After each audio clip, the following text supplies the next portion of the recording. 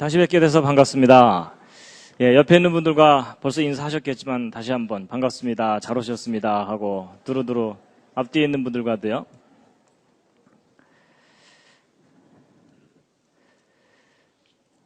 함께 읽으시겠습니다. 시작. 땅과 거기 충만한 것과 세계와 그 중에 거하는 자가 다 여호와의 것이로다. 아멘. 오늘 오신 여러분들을 환영합니다. 제가 오늘도 환영의 뜻으로 꽃을 준비했습니다. 이제 오늘은 11번째 주제인데요. 창세기 1장 1절의 비밀입니다. 함께 읽으시겠습니다. 드디어 이제 오늘 이 창세기 1장 1절을 이제 함께 읽으실 수 있는 기회가 왔습니다. 태초에 하나님이 천지를 창조하시니라 라는 이 말씀인데요.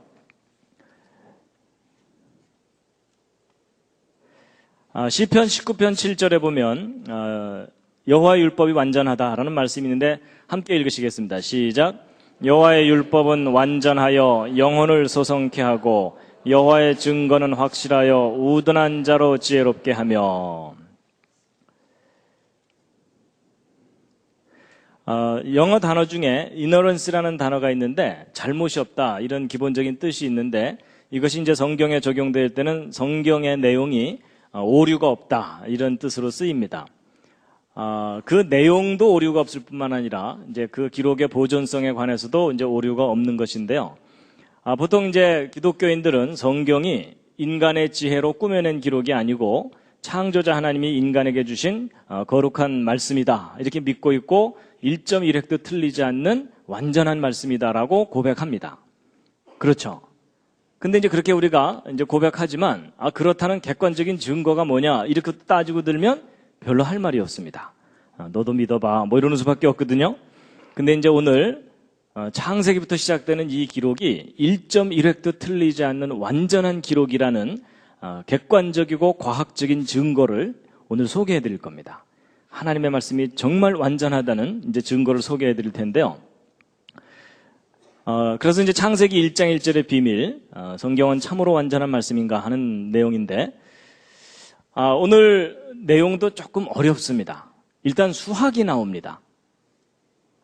지금. 그래서 오늘 각오를 좀 하셔야 되는데요. 그래서 이제 처음부터 어려운 얘기를 바로 했다가는 금방 일어나서 가실 것 같아서 제가 좀 시원한, 멋있는 장면을 좀 보여드리도록 하겠습니다.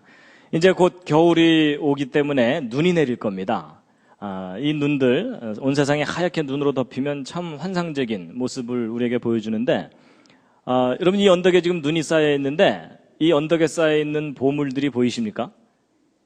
이게 맨눈으로는 잘 안 보이고요. 현미경으로 들여다보면 이 눈송이들이 기가 막힙니다.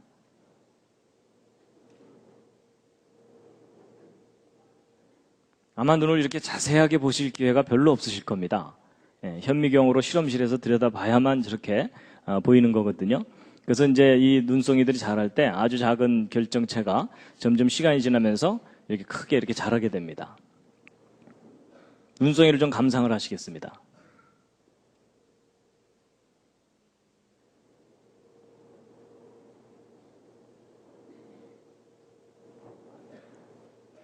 눈송이가 이렇게 아름다울 줄 모르셨죠? 기가 막힙니다. 그래서 제가요, 여름에 냉채, 하여튼 이렇게 접시에다가 저런 거 디자인해서 팔면 잘 팔릴 것 같은.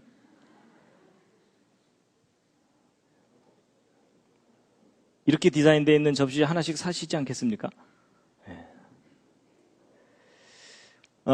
보통 눈송이를 일반 현미경으로 들여다보면은 이렇게 보이는데 이걸 입체 구조를 볼 수 있는 전자현미경이 있습니다. 전자현미경으로 눈송이를 보면은 이렇게 보입니다. 눈의 입체 구조입니다.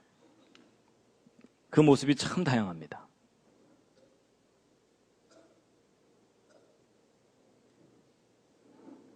이건 꼭 장미꽃 비슷하죠? 쌀이눈 같은 거를 이렇게 단면을 보면 이렇게 되고요. 기하학적 모양도 있고요. 티테이블도 있습니다.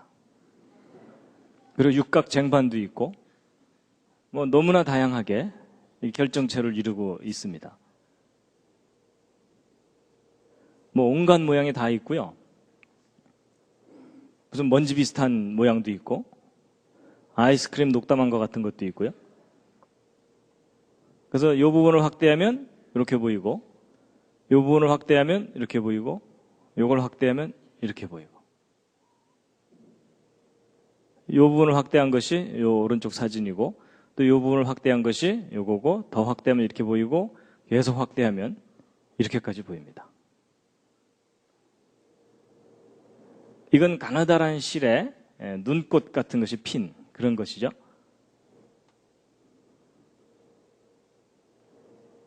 기가 막힙니다. 이런 거 하나 이렇게 브로치 만들어서 딱 달면요.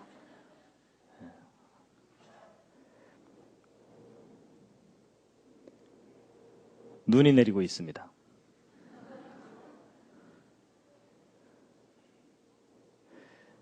그런데 여러분, 이 언덕에 쌓여있는 이 눈송이들 중에 똑같은 모양을 하고 있는 게 하나도 없다는 거 아십니까? 세밀하게 들여다보면 마치 우리 그 지문이 서로 다 다른 것처럼 다 다른 모양을 하고 있습니다. 눈송이의 모양이 온갖 모양입니다. 기본적으로는 이제 육각형, 육각별 모양입니다. 그런데 그 변화가 너무나 무한할 정도로 다양한 모습입니다.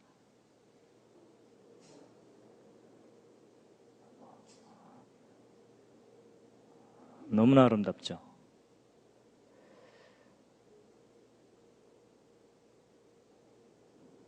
예. 눈송이를 좀 보여드렸는데요.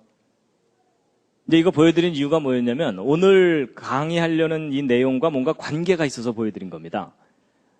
자, 여호와 율법은 완전하다 그랬는데, 그 율법에 해당되는 책이 바로 모세 오경입니다. 창세기부터 시작되는 이제 그 말씀이 완전하다라는 것인데요. 보통 이제 모세 오경이라고 하죠. 이 5권의 책을. 지금부터 설명드리는 이 내용은 이 호주에서 발행되는 테크니컬 저널이라고 하는 창조론 관련 논문집이 있는데, 그 논문집에 1993년도에 발표된 어느 한 논문의 내용을 제가 쉽게 이해하실 수 있도록 설명을 드리는 겁니다. 그래서 그 논문의 제목은 요 밑에 이렇게 나와 있습니다. 그래서 근본적인 주장, 신성한 첫 번째 그 메시지, 창세기 1장 1절 속에 초자연적인 설계의 증거가 있다, 이겁니다. 이 창세기 1장 1절부터 시작되는 이 기록은 인간이 기록한 게 인간의 지혜로 기록한 게 아니라 인간을 뛰어넘는 초자연적인 어떤 존재에 의해서 우리 인간에게 주어진 메시지라는 증거가 있다는 겁니다. 그래서요, 이 창세기 1장 1절 이 히브리어 원문을 수학적으로 분석을 해본 겁니다. 그랬더니 너무나 놀라운 증거가 발견된 것인데, 여러분, 이 오른쪽 아래에 있는 이 파란색이 이게 뭐죠? 이게 이스라엘 국기입니다. 이스라엘 국기에 육각별이 그려져 있는데, 이 이스라엘 국기의 이 육각별하고 창세기 1장 1절이 무슨 관계가 있습니다. 그리고 이 왼쪽에 있는 이 그림은 하나님께서 모세를 통해서 직접 지시하셔서 만들게 하신 성막입니다. 그렇죠? 근데 이 성막하고 창세기 1장 1절도 무슨 관계가 있습니다. 그래서 오늘 이런 것들에 관한 비밀을 이제 알려드릴 텐데요. 여러분, 창세기 1장 1절 이 메시지를 수학적으로 분석한다는 말이 언뜻 이해가 잘 안 되시죠? 그렇죠? 그런데 이 히브리어는 이 수학적 분석이 가능한 문자입니다. 그래서요, 히브리어 알파벳을 보시면 모두 22개가 있는데, 그 22개의 알파벳마다 각 알파벳마다 고유한 숫자 값들이 붙어 있습니다. 여러분, 영어에 A, B, C, D에 숫자 값 붙어 있지 않죠? A는 1, B는 2 이런 거 없죠? 우리말 기억, 니은, 디귿도 마찬가지고. 근데 이 히브리어는 알파벳마다 고유한 숫자 값이 이렇게 있어가지고 1부터 10까지, 10에서 100까지, 100에서 400까지 숫자 값이 있어서 알파벳이 곧 숫자입니다. 그래서 이런 것들은 이제 알파 뉴메릭 시스템이라 그래서 문자가 숫자 값을 갖고 있다, 그렇게 하거든요. 근데 이런 구조를 가지고 있는 문자가 히브리어만 있는 게 아니고 헬라어, 라틴어 이런 것들이 숫자 값을 갖고 있는 문자들입니다. 알파벳들입니다. 그중에 가장 독특한 것이 이 히브리어입니다. 그래서 이제 이 히브리어 알파벳에 숫자 값이 있는 것에 대한 실제 예가 성경에 나옵니다. 어디에 나오냐면 여러분 마태복음 1장을 읽어보면 거기 예수님의 족보가 맨 처음에 나오죠. 그래서 아브라함과 다윗의 자손 예수 그리스도의 세계라 이러면서 예수님의 족보가 쫙 나오는데 이제 보통 사람들이 성경 한번 마음 먹고 읽어보려고 그러다가 구약은 두껍고 신약부터 읽어보자 이러고서 신약을 딱 펼치는 순간 이 족보가 나오는 바람에 포기하는 경우가 참 많습니다. 그렇죠? 근데 이제 예수님의 족보가 이렇게 길게 나오다가 17절에 그 족보에 대해서 요약이 되어 있는데 함께 한번 읽어보시겠습니다. 시작. 그런즉 모든 대수가 아브라함부터 다윗까지 14대요 다윗부터 바벨론으로 이거할 때까지 14대요 바벨론으로 이거한 후부터 그리스도까지 14대러라. 그래서 여러분 이 예수님의 족보에 14라는 숫자가 3번이나 반복해서 나오죠. 이제 보통 사람들이 마태복음 이렇게 읽다가 뭐 14라는 숫자가 3번이나 나오네 이러면서 그냥 넘어가거든요. 근데 여러분 저 14라는 숫자가 3번이나 반복해서 나오는 이유가 있습니다. 그게 왜 그러냐면 여러분 이 예수 그리스도가 다윗의 자손이라는 것을 강조한 거거든요. 여러분 이 14라는 숫자가 뭐하고 관계되어 있냐면 다윗이라는 이름과 관계되어 있습니다. 여러분 다윗을 히브리어로 표기하면 다위드 이래서 영어로 따지면 DWD거든요. 근데 요것에 해당되는 숫자 값을 여기서 찾아보면 4, 6, 4죠. 요걸 싹 더하면 어떻게 됩니까? 그게 14가 됩니다. 그래서 다윗이라는 이름의 숫자 값이 14입니다. 근데 여러분과 저에게는 생소하지만 이스라엘 사람들에게는 저 정도는 상식입니다. 그러면 이 14라는 숫자가 바로 다윗이라는 이름과 관계된 숫자라는 거거든요. 그러면 이제 왜 14라는 숫자를 3번이나 반복해서 썼는지 그 비밀이 풀립니다. 여러분 마태복음은 누구를 위해서 쓴 복음서냐면 이스라엘 사람들을 위해서 쓴 복음서입니다. 근데 이 이스라엘 사람들에게 예수 그리스도가 메시아라는 것을 소개를 해야 되는데 이스라엘 사람들은 워낙 전통과 족보를 목숨처럼 귀하게 여기기 때문에 이 족보도 없는 집안에서 메시아가 올 거라는 걸 용납을 못합니다. 그래서 그 이스라엘 사람들한테는 족보 얘기부터 해야 마음을 엽니다. 그래서 이 예수 그리스도가 평범한 가문 출신이 아니라 아브라함의 후손일 뿐만 아니라 다윗의 후손이다라는 겁니다. 근데 다윗의 후손이라는 게 무슨 말이냐면 왕족이라는 뜻입니다. 다윗의 후손들이 대대로 왕을 했거든요. 그러니까 이분은 왕이 될 만한 자격이 있는 분이다라는 걸 먼저 얘기를 해주는 겁니다. 그러니까 제발 좀 마음 좀 열어라 뭐 그 얘기입니다. 그런데 바로 이스라엘 사람들의 조상인 아브라함부터 시작해서 아브라함부터 다윗까지 14대, 거기서 바벨론까지 14대, 거기서 예수님까지 14대니까 다윗이라는 이름의 숫자 값으로 3번 이렇게 내려온 존재이기 때문에 평범한 존재가 아니다. 바로 예언된 그분이다. 라는 걸 나타내기 위한 겁니다. 이해가 되시죠? 그래서 이제 결국 이 14라는 숫자가 이 다윗이라는 이름과 관계된 거다라는 걸 이제 알게 되면 풀리거든요. 그래서 이제 이런 예에서 볼 수 있듯이 히브리어는 알파벳마다 숫자 값이 있을 뿐만 아니라 단어에도 숫자 값이 있다는 걸 짐작하시겠죠? 그래서 이제 성경 구약에 있는 히브리어 원문은요, 모든 단어마다 고유한 숫자 값이 있습니다. 그래서 이 히브리어가 숫자 값을 가지고 있다는 것이 어떤 역할을 하냐면요, 성경 원문을 옮겨 적을 때 제대로 옮겨 적었는지 검증하는 방법이 뭐겠습니까?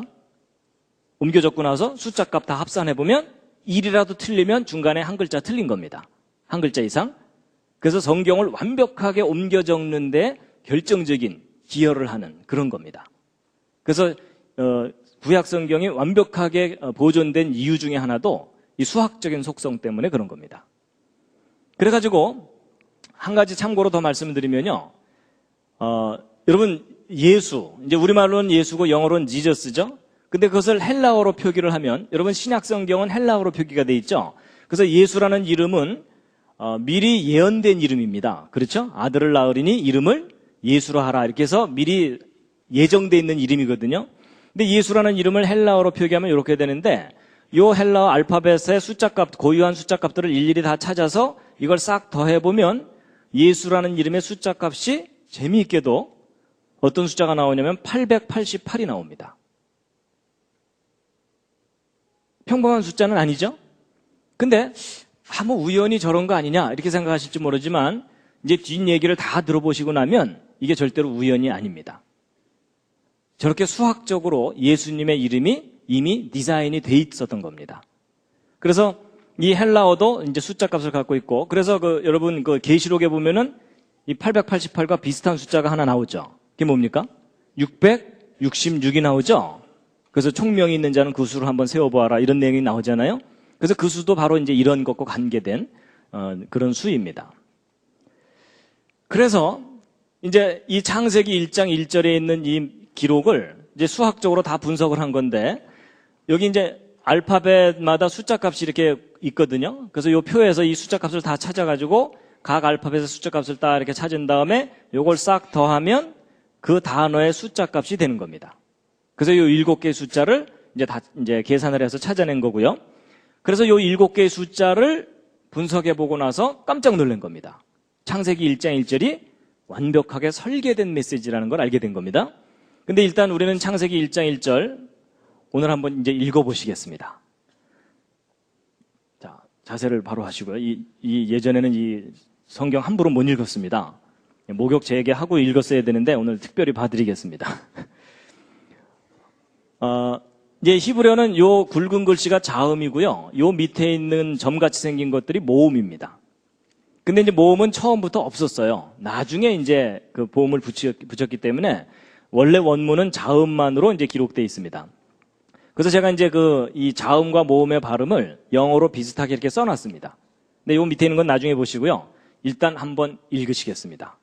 제가 발음이 별로 신통치 않지만 따라서 한번 해보시죠. 베레시트, 뭐 쉽게 그냥 베레시트, 바라, 엘로힘.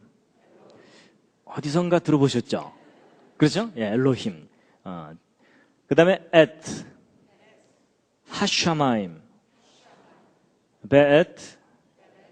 요게 이제 W인데도 여기에 독일식 발음을 해서 베 이렇게 읽는다고 합니다. 예, 베엣, 하아렛. 어떻게 좀 감동이 오십니까? 거의 머리털 나고 처음 읽으시잖아요. 대부분의 사람들이요. 예. 2번 읽고 외우시겠습니다. 자, 한번 딱 읽으시겠습니다. 베라시트, 바라, 엘로힘, 앳, 하샤마임, 베엣, 하아렛. 그래서 여러분 이 뜻은요, 이 베레시트 제가 밑에 다 써놨습니다. 태초에. 바라라는 단어는 창조하셨다. nothing에서 something을 창조할 때 쓰는 단어입니다. 그 다음에 엘로힘, 전능자 하나님입니다. 하나님의 가장 고유한 이름은 여호와입니다. 그렇죠? 그런데 이제 엘로힘은 전능자 하나님이라는 그런 의미입니다. 그 다음에 에트는 어떤 목적을 나타내는 단어의 앞에 붙이는 건데요. 여기는 요 샤마임이 하늘입니다. 요 앞에는 요 하는 영어로 따지면 정관사 더입니다. 그래서 하늘을 이렇게 돼 있습니다. 그리고 요 베트 할 때 요 뒤에 있는 요 에트는 요 앞에 있는 에트하고 똑같고 여기 꼬부라진 거 하나 붙어 있죠. 요게 영어로 따지면 end입니다. 그리고 이제 아레츠가 땅이고 요 앞에 있는 요 하는 정관사 더입니다. 그래서 태초에 창조하셨다. 하나님께서 하늘을 그리고 땅을 이렇게 돼 있습니다. 그래서 우리말 성경은 천지를 하고 한 단어로 되어 있는데 히브리어는 하늘, 땅이 이렇게 나눠져 있습니다. 그래서 한 번 더 읽고 외우시겠습니다. 자, 2글자씩 읽겠습니다. 베레시트 바라, 엘로힘, 앳 하샤마임, 베엣 하아렛. 자, 한번 읽어보시죠, 혼자서.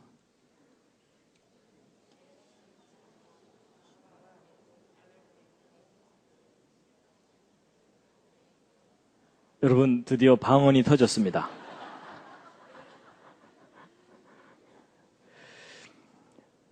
다 같이 한번 읽어보시겠습니다. 시작. 베레시트 바라 엘로힘 앳 하샤마임 베엣 하아렛. 예, 이제 바로 이제 이렇게 되는데요. 자, 여러분 이 창세기 1장 1절을 이게 이 숫자들을 수학적으로 분석한다라고 하면 이제 어떤 분들은 좀 저건 좀 이상하다 이런 생각이 드실 거예요. 뭐냐면 여러분 우리말 한글 맨 처음 훈민정음 창제됐을 때에도 사이시옷, 아레야 이런 거 있었죠. 근데 그게 중간에 없어졌잖아요. 근데 마치 그런 것처럼 이 히브리어 알파벳 22개도 원래 22개가 아니고 한 25개 됐는데 중간에 몇 개가 빠져나가거나 이러면은 이 숫자 값들이 다 틀려지게 되죠. 그럼 저 숫자 값들이 시대마다 자꾸 틀려진다면 이 창세기 1장 1절을 수학적으로 분석한다는 게 의미가 있겠어요? 없겠어요? 그게 의미가 없습니다. 그래서 우리가 이제 먼저 뭘 좀 확인해 봐야 되냐면 이 히브리어 알파벳 22개와 그 순서와 개수가 정말 변함이 없었는지 고유한 것인지를 확인 좀 해봐야 됩니다. 그래서 이제 그 확인을 좀 시켜드리면 이런 게 있습니다. 그러면 시편 111편 같은 경우 우리말 성경으로 읽으면 내용은 참 좋은데 번역을 해놨기 때문에 시의 운율이라든지 이 시적인 규칙성이 다 깨져 있습니다. 그렇죠? 그런데 이 시편 111편 원문을 보게 되면은 여러분 히브리어는 이제 시는 이렇게 행으로 돼 있잖아요. 근데 재미있는 것이 각 행의 첫 번째 단어의 첫 번째 알파벳을 쭉 따라가 보면 이게 무슨 순서냐면 히브리어의 알파벳 순서입니다.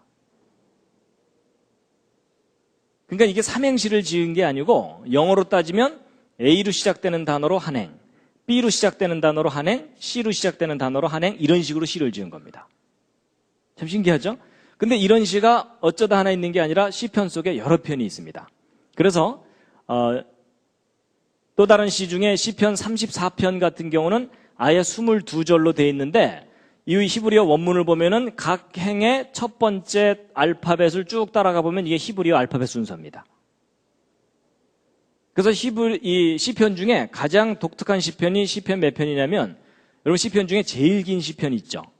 몇 편이죠? 119편이요. 그렇죠? 보통 성경 통독 한번 하려다가 시험 드는 곳이잖아요. 거기가. 주여 비슷한 게 계속 지루하게 나오는데 계속 끝까지 읽어야 되겠사옵나이까? 건너뛰면 안 될까요? 뭐 이러면서 이제 그러는 부분이잖아요. 그래서 여러분 그 시편 119편을 우리말 성경으로 읽으면 내용은 참 좋아요. 그래서 예를 들어 뭐 청년이 무엇으로 그 행실을 깨끗게 하리까? 뭐 이렇게 쭉 나오는 좋은 내용이거든요. 근데 이미 번역을 해놨기 때문에 시적 규칙성이 깨져 있어요. 굳이 우리말 성경에서 규칙을 하나 찾자면 동그라미가 일정한 간격으로 있다. 이것밖에는 없어요. 그런데 여러분 이 동그라미가 일정한 간격으로 있는 이유가 있습니다. 그게 왜 그러냐면 히브리어 원문을 보면 어떻게 돼 있냐면 여러분 1절부터 8절까지 맨 처음 첫 번째 알파벳이 다 똑같죠. 그러니까 영어로 따지면 A로 시작되는 단어로 8행을 시를 짓고 B로 시작되는 단어로 8행을 시를 지은 거예요. 이런 식으로 시를 지은 게 시편 119편입니다. 그래가지고 앞에만 보여드리면 아니라 그럴까봐 뒤까지 다 확인시켜드리면요. 알렙, 베트, 김멀, 달레, 해, 와우, 자인 이래가지고 시편 119편이 계속 8행씩 쫙 되어 있습니다. 근데 이렇게 계속 보여드리면 어떤 분들이요. 야, 내가 히브리어 모른다고 좀 똑같은 거 계속 보여주는 거 아니냐. 뭐 이런 분들이 가끔 계시더라고요. 근데 이제 그게 아니라 이렇게 해갖고 맨 마지막 타우까지 해가지고 8행씩 22개. 그래서 176절입니다. 그래서 시편 119편이 176절인 이유가 바로 이런 구조이기 때문에 그렇습니다.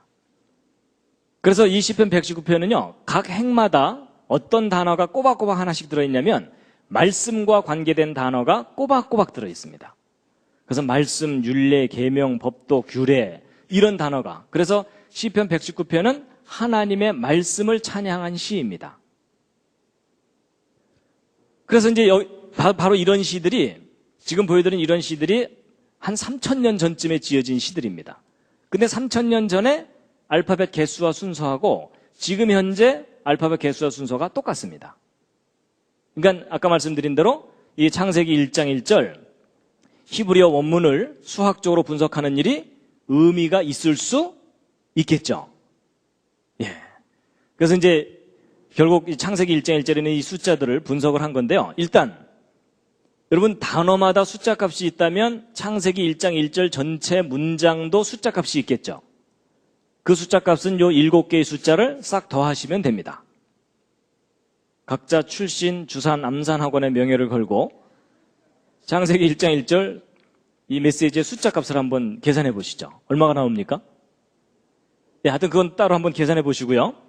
자, 지금부터 1분을 드리겠습니다. 1분을 드릴 테니까 이 7개의 숫자를 유심히 보시면서 저 속에 뭔가 특별한 계시가 들어있지 않는가 한번 관찰해 보시기 바랍니다.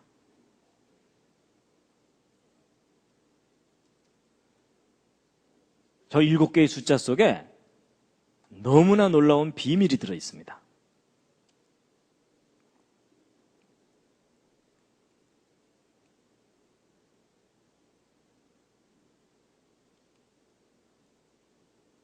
혹시 뭔가가 보이는 분들은 손을 한번 이렇게 들어주시면.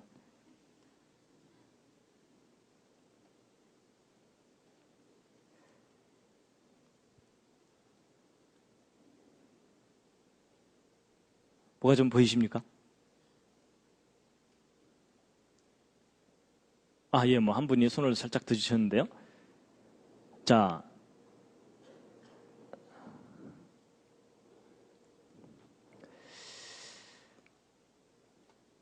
뭐가 보이신 분? 뭐가 좀 특별한 게 보인다? 거의 없으실 겁니다. 예, 이거 하루 종일 봐도 안 보입니다. 자, 그런데 이제 보세요. 아주 기본적인 것부터 한번 차근차근 생각해 보겠습니다. 여러분이 7개의 숫자를 딱 보는 순간, 저 속에 뭔가 특별한 게 들어있겠구나라는 생각이 드는 그런 숫자들입니까? 아니면 그냥 평범한 숫자들처럼 보이십니까? 그냥 평범한 숫자들처럼 보이시죠? 저 속에 뭐 특별한 게 들어있을 거라고 생각이 안 되시죠? 근데 그 점이 참 중요합니다. 너무나 평범한 숫자들이라 저 속에 뭔가가 들어있을 거라는 걸 아무도 몰랐어요. 그런데 놀랍게도 저 평범한 저 숫자들 속에 하나님께서 기가 막힌 비밀을 넣어두셨거든요. 여러분 옆에 있는 분 한번 살짝 보시죠. 평범해 보이십니까? 아주 특별해 보이십니까? 예, 그냥 옆집 아저씨죠? 근데 여러분 옆에 앉은 분이 평범해 보인다고 무시하지 마시기 바랍니다. 그 안에 얼마나 귀한 게 들어있을지 아무도 모릅니다. 여러분 보통 예수님이 등장하는 그 영화 같은 걸 보면 예수님이 참 미남으로 나오죠. 근데 그게 별로 성경적이지 않다는 거 아십니까? 여러분 성경을 참고해 보면은 예수님의 외모에 대해서 어느 정도 나오거든요. 예수님은 절대로 미남이 아니셨습니다. 그래서 여러분 이사야서에 보면요. 그가 이제 메시아예요. 메시아 그분은 주 앞에서 자라나기를 연한 순 같고 마른 땅에서 나온 줄기 같아서 이렇게 돼 있는데 여러분 마른 땅에서 나온 줄기 보셨습니까? 멋있는 경우가 거의 없습니다. 그렇죠? 빌빌빌 해갖고 도대체 저게 구실이나 제대로 할까 이럴 정도로 아주 볼품없거든요. 그래서 우리의 보기에 흠모할 만한 것이 없도다 이렇게 돼 있어요. 예수님의 그 외모에 관해서. 그래서 여러분 여기 계신 분 중에 제일 잘생긴 분은 결코 예수님을 닮은 분이 아닙니다. 상당히 위로가 되시죠? 그래서 여러분 평범하다고 무시하시면 안 됩니다. 그래서 이 7개의 숫자가 저 속에 아무것도 없을 것처럼 생각됐는데 놀라운 사실이 여러분 이 7개의 이 숫자들을 2개 또는 3개씩 이렇게 한번 더해봤어요. 더해봤더니 예를 들어 태초에 하나님이 요 두 숫자 값을 더했더니 999가 나와요. 뭐 어쩌다 하나는 나올 수 있겠죠? 그런데 창조하셨다 하늘을 요 세 단어의 숫자 값을 더했더니 또 999가 돼요. 좀 이상하죠? 그래서 이번에는 하나님, 하늘, 땅 요 세 숫자를 더했더니 이 세 숫자를 더하면은 777이 나와요. 점점 이제 우연이 아닐 거라는 생각이 드시죠? 그리고 하나님, 하늘, 땅 요 세 숫자를 더했더니 888이 나오는 거예요. 자, 이제 이 대목에서 이제 문과분들은 감이 안 오실 겁니다. 뭐 우연히 그럴 수 있겠지 이런 생각이 드실지 모르지만요. 여러분 숫자에 대해서 약간 감각이 있는 분들은 저게 절대로 우연히 일어날 수 있는 일이 아닙니다. 여러분 오늘 밤에라도 집에 가서 한번 해보세요. 아무 숫자나 7개 써놓고 그중에 2개, 3개씩 더했을 때 저런 규칙성을 갖는 숫자가 어쩌다 하나 발견되는 건 가능할 수가 있는데 4개나 발견되는 것은 확률적으로 거의 불가능합니다. 이게 무슨 얘기냐면 누군가가 일부러 저렇게 수학적으로 디자인을 해놓지 않는 이상 저런 일은 일어나지 않는다는 얘기입니다. 그럼 누군가가 일부러 이렇게 해놓은 거라는 뜻이잖아요? 그럼 적어도 이 메시지를 생각한 그 사람은 저 내용을 알고 있었다는 뜻일 겁니다. 근데 여러분 이 999, 888, 777의 기본 숫자가 111이죠. 그럼 이 111이 이제 정수배가 되는 숫자들인데 이 111이 이제 열쇠를 갖고 있는 숫자인데 자, 이게 이제 무슨 수하고 관계되어 있냐면요. 여러분 동전을 예를 들어 탁구공이 이렇게 있으면 그 탁구공 똑같은 크기의 탁구공을 옆에다 딱 붙이면은 정확하게 6개가 딱 붙습니다. 그리고 이런 식으로 해서 계속 붙여나가게 되면은 아주 질서정연한 패턴이 얻어지는데 이 우주의 가장 기본적인 질서라고 볼 수 있는 이제 건데 이 공을 가장 컴팩트하게, 가장 짜임새 있게 이제 조밀하게 쌓을 수 있는 구조입니다. 근데 이제 이게 바로 저런 구조가 어디서 발견되냐면 여러분 성경에서는 금, 정금을 아주 귀하게 여기거든요. 근데 금을 이렇게 눈으로 볼 때는 안 보이는데 전자현미경으로 그 내부 구조를 조사해 보면 금을 이루고 있는 원자들이 이런 식으로 배열되어 있습니다. 그래서 여러분이 손오공처럼 조그매져 갖고서 저 금속을 들어가잖아요. 그러면 원자들이 이렇게 군대처럼 배열되어 있는 것을 보시게 됩니다. 아주 장관이죠. 그래서 참고로 재미있는 장면을 하나 보여드리면요.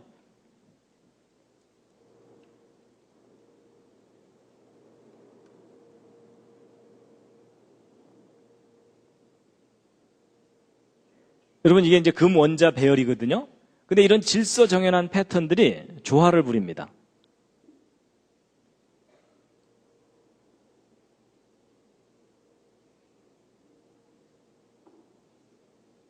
매직입니다.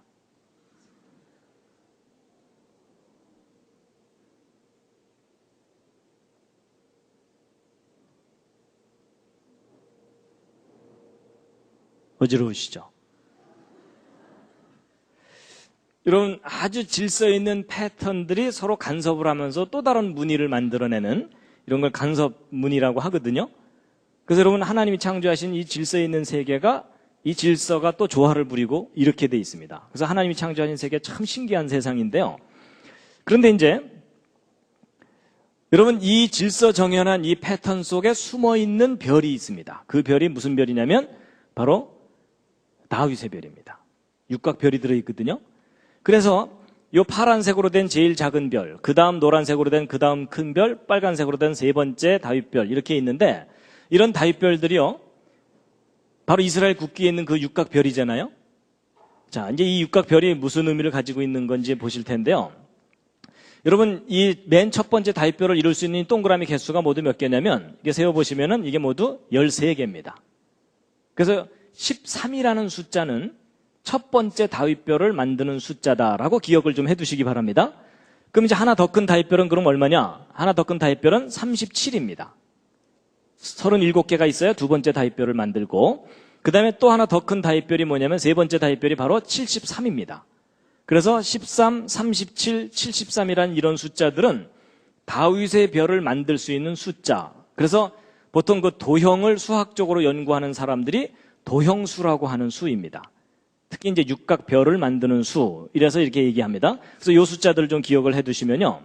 지금 이 두 번째 다윗별의 숫자가 37이라 그랬죠. 근데 이제 보세요. 아까 나왔던 이 111이 어떤 수냐면 두 번째 다윗별 37을 3개를 더하면 얼마가 나옵니까? 37을 3번 더하면? 그게 바로 111입니다. 그럼 이 111은 다윗별 3개를 더한 숫자인데 그것에 또 정수배들이니까 결국 이 숫자들 속에는 뭐가 잔뜩 들어있는 거겠어요? 다윗의 별이 잔뜩 들어있는 거예요. 그러니까 창세기 1장 1절 속에 다윗의 별이 잔뜩 반짝반짝 들어있는 겁니다. 그런 수학적 구조를 갖고 있어요. 그래서 창세기 1장 1절과 다윗의 별이 무슨 관계가 있어요, 수학적으로. 그 다음에 이제 여러분 이 우주의 가장 기본 질서가 수학적 질서입니다. 그래서 우리 초등학교, 옛날에는 초등학교 이제 국민학교 들어가면은 맨 처음 배우는 것이 1, 2, 3 이거 숫자 배우죠? 그래갖고 이제 1, 2, 3 이렇게 해서 쭉 1, 2, 3 이렇게 쭉 나가는데 이렇게 쭉 계속 나가다 보면 계속 정삼각형을 이루죠. 그래서 이 오른쪽 숫자들은 정삼각형 수라고 하는 숫자들입니다. 1, 3, 6, 10 이렇게 되죠. 그래서 이걸 이제 정삼각수라고 하는데 삼각수. 근데 이제 아까 여러분 창세기 1장 1절 이 7개의 숫자를 싹 더하면 얼마가 됩니까? 혹시 계산해 보신 분 계십니까? 얼마죠? 2701, 2701 맞는지 한번 보겠습니다. 맞았습니다.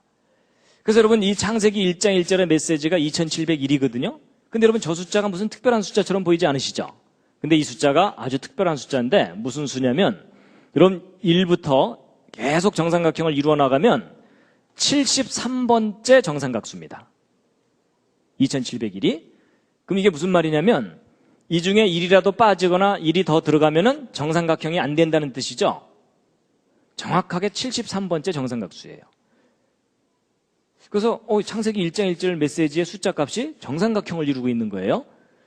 근데 이제 이것만 얘기해드리면 뭐 우연히 그럴 수도 있지 이러실까봐 제가 하나 더 보여드리면 여러분 창세기 1장 1절 메시지 중에 제일 뒤에 있는 이 두 단어가 땅을 이렇게 돼 있어갖고 땅의 창조에 관한 것이거든요. 여러분 천지 창조 중에서 땅의 창조가 중요하죠. 안 중요하다고 생각하시는 분들은 지구를 떠나주시기 바랍니다. 여러분 하나님의 창조에 가장 관심이 있는 부분이 땅이에요. 우리 인간이 있잖아요. 그렇죠? 그래서 땅의 창조가 중요한데 이 땅의 창조에 해당되는 이 두 단어의 숫자 값을 더하면 703이 나오거든요. 그런데 저게 또 평범한 숫자가 아닙니다. 이 숫자가 무슨 수냐면 37번째 정삼각수입니다. 자 보세요. 여러분 아까 천지창조 전체 메시지는 73번째 정삼각수라 그랬죠? 근데 땅의 창조에 해당되는 것은 37번째 정삼각수라 그랬죠? 둘 다 정삼각수예요. 근데 재미있는 것은 37과 73을 곱하면 도로 2701이 됩니다. 아직 정신을 잃으시면 안 됩니다. 이게 무슨 얘기냐면 이 창세기 1장 1절이 너무나 완벽하게 수학적으로 짜여져 있는 거예요. 신기하죠? 이거 우연히 저럴 수 있는 게 아닌데 그래가지고 이거 창세기 1장 1절 이거 너무 신기한데 근데 여러분 아까 보세요. 37, 73 어디선가 본 듯한 숫자죠. 이게 바로 아까 다윗의 별 숫자들이었어요. 놀랍게도 다윗의 별 숫자 값들을 곱했더니 천지창조 숫자 값이 나오는 거예요. 그러니까 창세기 1장 1절과 다윗의 별이 너무나 완벽하게 수학적 조화를 이루고 있는 거예요. 그래갖고 이게 창세기 1장 1절 이게 너무 신비로운 메시지다. 응? 수학적 구조가. 그래서 이번에는 뭘 또 들여다봤냐면요. 혹시 이 알파벳 개수에도 무슨 의미가 있는 게 아니냐. 이래갖고 여러분 첫 단어 알파벳 6개입니다. 모음은 안 따지고 자음만 따지는 겁니다. 두 번째 단어 3개, 5개, 2개, 5개, 3개, 4개 이렇게 있고 창세기 1장 1절을 이루고 있는 알파벳 개수는 모두 28개예요. 근데 여러분 첫 단어, 첫 문장이잖아요. 여러분 성경에서는 항상 첫 번째 것을 중요하게 여기죠. 그럼 이제 첫 단어가 6개, 첫 문장이 28개인데 여러분 6하고 28이라는 숫자가 무슨 특별한 숫자처럼 여겨지지 않으시죠? 근데 여러분 이것은 수학자들에게 아주 특이한 숫자입니다. 수학자들이 완전수라고 부르는 수입니다. 퍼펙트 넘버. 완전수가 무슨 뜻이냐면요. 여러분 6이라는 숫자는 1로도 나눠지고 2로도 나눠지고 3으로도 나눠지죠. 근데 자기를 나눌 수 있는 숫자를 싹 더하면 자기 자신이 되는 수를 완전수라고 얘기합니다. 성경적인 의미의 완전수가 아니라 수학적 완전수. 그리고 28도 마찬가지입니다. 28도 1로도 나눠지고 2로도 나눠지고 4로도 나눠지고 14로도 다 나눠지죠. 이 말이 잘 이해가 안 가시는 분들은 회개하셔야 됩니다. 분명히 학창시절에 심히 조르신 겁니다. 그런데 자기를 나눌 수 있는 숫자를 싹 더하면 자기 자신이 되는 수예요. 이런 걸 완전수라 그래요. 근데 희한하게도 첫 번째 단어의 알파벳 개수와 첫 문장의 알파벳 개수가 둘 다 완전수인 거예요. 그래서 이제 6도 완전수고 28도 완전수니까 어떤 분들도 생각하기를 이게 자주 있는가 보다. 50쯤에도 완전수가 또 있고 100쯤에도 또 있고 자주 있나? 아닙니다. 여러분 이런 놀라운 특징을 가진 완전수는 1부터 3천만까지 3천만 개의 숫자 중에 4개밖에 없습니다. 그 중에 첫 번째 완전수가 첫 단어의 알파벳 개수, 두 번째 완전수가 첫 문장의 알파벳 개수인 것도 우연일 수도 있겠지만 지금까지 상황으로 봐서 이제 또 우연이 아닐 가능성이 높죠? 누가 일부러 이렇게 한 거라는 거예요. 그리고 또 재밌는 것은 이 6하고 28이 아까 말씀드렸던 정삼각수 중에 세 번째 정삼각수, 일곱 번째 정삼각수예요. 그러니까 얘네들은 완전수이면서 정삼각수이기까지 한 거예요. 근데 여러분 아까부터 이상하게 3이라는 수하고 7이라는 숫자가 좀 자주 나오죠. 그래서 창세기 1장 1절을 보면은 희한하게도 이 다윗의 별과 관계된 숫자들의 완벽한 조화를 이루고 있어요. 잠시 기지개 한번 켜시겠습니다. 지금 상당히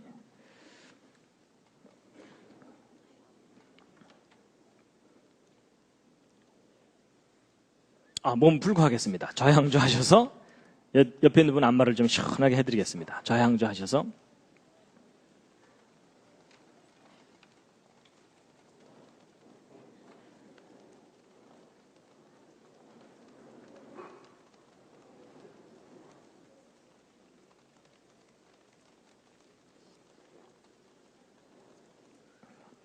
혼자 계신 분들은 혼자서라도 좀 이렇게 팔을 좀 이렇게 반대로도 해주시고요. 반대로도.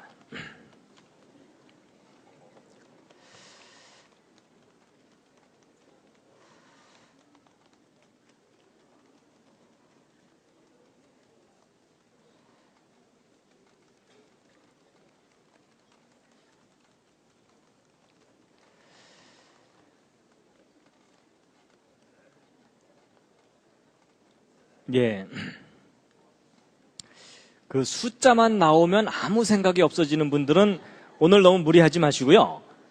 그냥 졸다깨다 그냥 이렇게 감상만 하셔도 됩니다. 오늘은 하여튼 제 강의 이 후반부는요, 아무래도 이과분들을 위한 강의입니다. 그동안 널리 소외됐던 그분들에게 이제 성경의 놀라운 비밀을 알려드리는 건데요. 자, 보세요. 여러분, 이 세 번째 다윗별 73하고 이 두 번째 다윗별 37과의 관계가 또 어떤 면이 있냐면 이런 게 있습니다. 여러분, 이 세 번째 다윗별 가운데 정육각형 하나 들어있죠. 그럼 이 정육각형을 똑 떼어내면 이게 바로 32번째 다윗별하고 숫자가 똑같습니다. 무슨 말이냐면 이 가장자리에 있는 걸 하나 딱 떼어서 여기로 싹 돌려놓으면 두 번째 다윗별이 돼버리죠. 그러니까 큰 다윗별 안에 작은 다윗별이 정육각형으로 들어있는 거예요. 이게 37입니다. 그래서 요 두 다윗별의 숫자 값을 곱하면 천지창조 숫자 값이 나오죠? 그런데 요 두 번째 다윗별 안에도 정육각형이 하나 들어있죠? 요거 똑 떼어내면 요게 얼마냐면 요게 19입니다. 근데 재밌는 건 요 두 숫자를 곱하면 아까 그 땅의 창조 숫자 값이 나옵니다. 희한하죠? 그리고 요거보다 하나 작은 다윗별이 13이고 또 요 안에 있는 정육각형이 7이거든요. 근데 이 7, 13, 19, 37, 73, 이 육각형이나 육각별을 이루는 이 숫자들은 수학으로 보면은 이게 다 소수입니다. 소수. 소수는 영어로 프라임 넘버라 그래서 1과 자기 자신 이외에는 안 나눠지는 숫자입니다. 뭐 2로도 안 나눠지고 3으로도 안 나눠지고 다른 수로 나눠지지 않는 수예요. 그런 희한한 숫자들로 창세기 1장 1절이 이루어져 있습니다. 근데 여러분, 이 다윗의 별은 기본적으로 정삼각형과 정육각형이죠. 근데 여러분, 정삼각형과 정육각형의 가장 작은 단위가 3하고 7입니다. 근데 여러분, 성경에서 3이라는 숫자가 기본적으로 상징하는 것이 뭐죠? 하나님의 신성에 관한 수입니다. 그렇죠? 성부, 성자, 성령. 7은 기본적으로 무슨 의미가 있죠? 하나님의 천지창조수입니다. 그렇죠? 6일 동안 창조하시고 하루를 쉬셨죠? 그래서 이 두 숫자가 뭐냐면 하나님의 천지창조, 이렇게 풀이될 수 있는 숫자거든요. 근데 여러분, 아까 37, 73이 다 3하고 7로 이루어진 수들이잖아요. 그렇죠? 하나님의 천지창조와 관계된 수들입니다. 그래서 여러분, 우리가 살고 있는 이 물리적인 우주는 기본적으로 시간과 공간과 물질이라는 것으로 이루어져 있습니다. 그런데 그 시간은 과거, 현재, 미래라는 속성이 있고 공간은 X, Y, Z 세 축이 있어야만 표현이 가능합니다. 그래서 3차원이라 그러죠. 그 다음에 물질은 기본적으로 고체, 액체, 기체가 세 가지 형태가 있거든요. 그래서 희한하게도 이 우주는 3이라는 속성으로 이렇게 짜여져 있습니다. 그래서 이제 저것을 나름대로 이렇게 생각하는 분들이 있습니다. 이 우주를 창조하신 창조자 하나님께서 우리 사람에게 하나님 자신의 모습을 세 가지로 표현하셨거든요. 아버지 하나님, 아들로서 이 땅에 오신 하나님, 성령 하나님. 그래서 창조하신 그 하나님의 그 삼위의 그 속성이 그분이 창조하신 이 우주 안에 이러한 패턴으로 표현되어 있는 게 아니겠느냐라고 이해를 하는 분들도 있습니다. 그건 참고로 말씀을 드렸고요. 그래서 어쨌든 이 창세기 1장 1절이 놀랍게도 다윗의 별과 아주 강하게 관련이 되어 있는데요. 아까 제가 그 눈송이를 보여드렸던 이유가 이제 바로 그겁니다. 여러분 보세요. 이 눈송이를 보시면은 다윗의 별 모양이죠. 그렇죠? 여러분 이스라엘 국기도 그 속에 다윗별이 있잖아요. 저 다윗의 별이 어떤 메시지하고 관련이 있다고요? 태초에 하나님이 천지를 창조하시라는 메시지예요. 그래서 그 다윗의 별, 그러니까 창세기 1장 1절을 의미하는 상징이 다윗의 별입니다. 그러니까 이스라엘 국기가 펄럭일 때마다 무슨 메시지가 펄럭이는 거겠어요? 태초에 하나님이 천지를 창조하시니라라는 메시지가 펄럭이는 겁니다.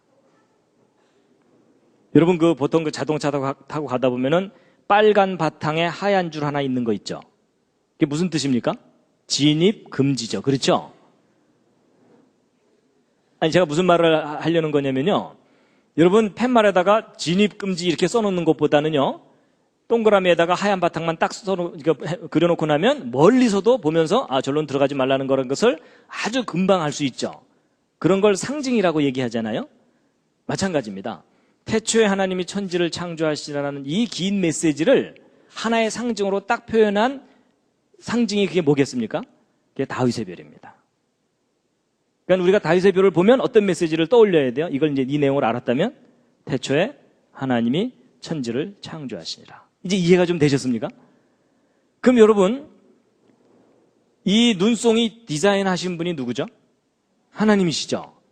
그럼 하나님께서 저 눈송이 굳이 저런 모습으로 디자인을 하셨잖아요. 그러면 저 눈송이가 우리에게 상징하는 메시지가 뭐겠습니까? 태초에 하나님이 천지를 창조하시니라. 그럼 여러분 겨울에 하늘에서 눈이 내릴 때마다 뭐가 내려오는 거겠어요? 하늘에서 엄청난 메시지가 펑펑 내려오는 거예요. 그럴 줄 모르셨죠? 하늘에서 내려올 때마다. 여러분 이럴 때 쓰는 말이 뭔지 아세요? 귀 있는 자는 들을지어다.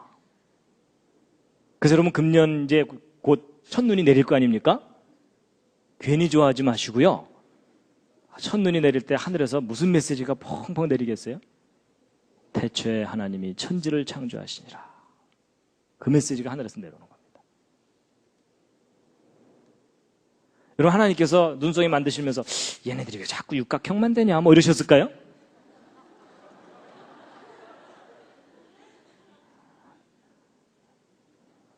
무슨 의미인지 아시겠죠? 여러분 하나님께서 다 저렇게 여러분 참새 한 마리도 하나님의 뜻이 아니면 땅에 안 떨어진다고 되어 있거든요. 모든 것에는 다 하나님께서 이유를 두셨고 의미를 두셨어요. 눈송이도 그냥 대충 이게 뭐 멋있어 보이네 이러면서 만드신 게 아니라는 얘기입니다. 위대하신 하나님의 창조물입니다.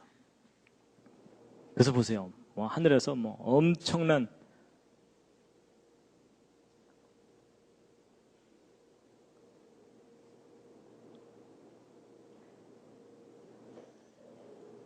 이 눈송이 속에 그 메시지가 들어있는 줄 모르셨죠?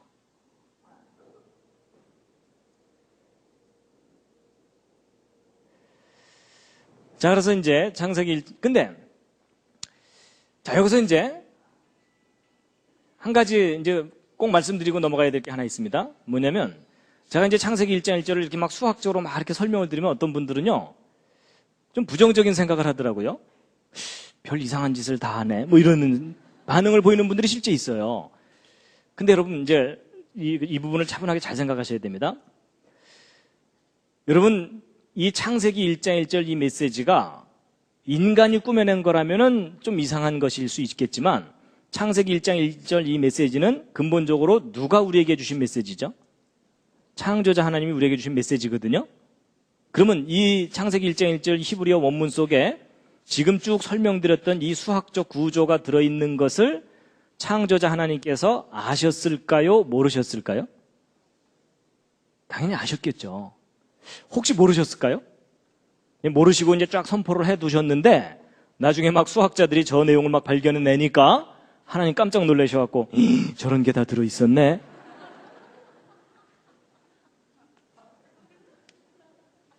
여러분 그 상황은 아니죠.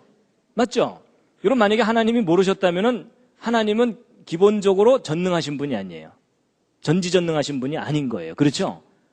여러분 하나님이 의도하지 않으셨는데 또 저런 구조가 있을 수 있을까요?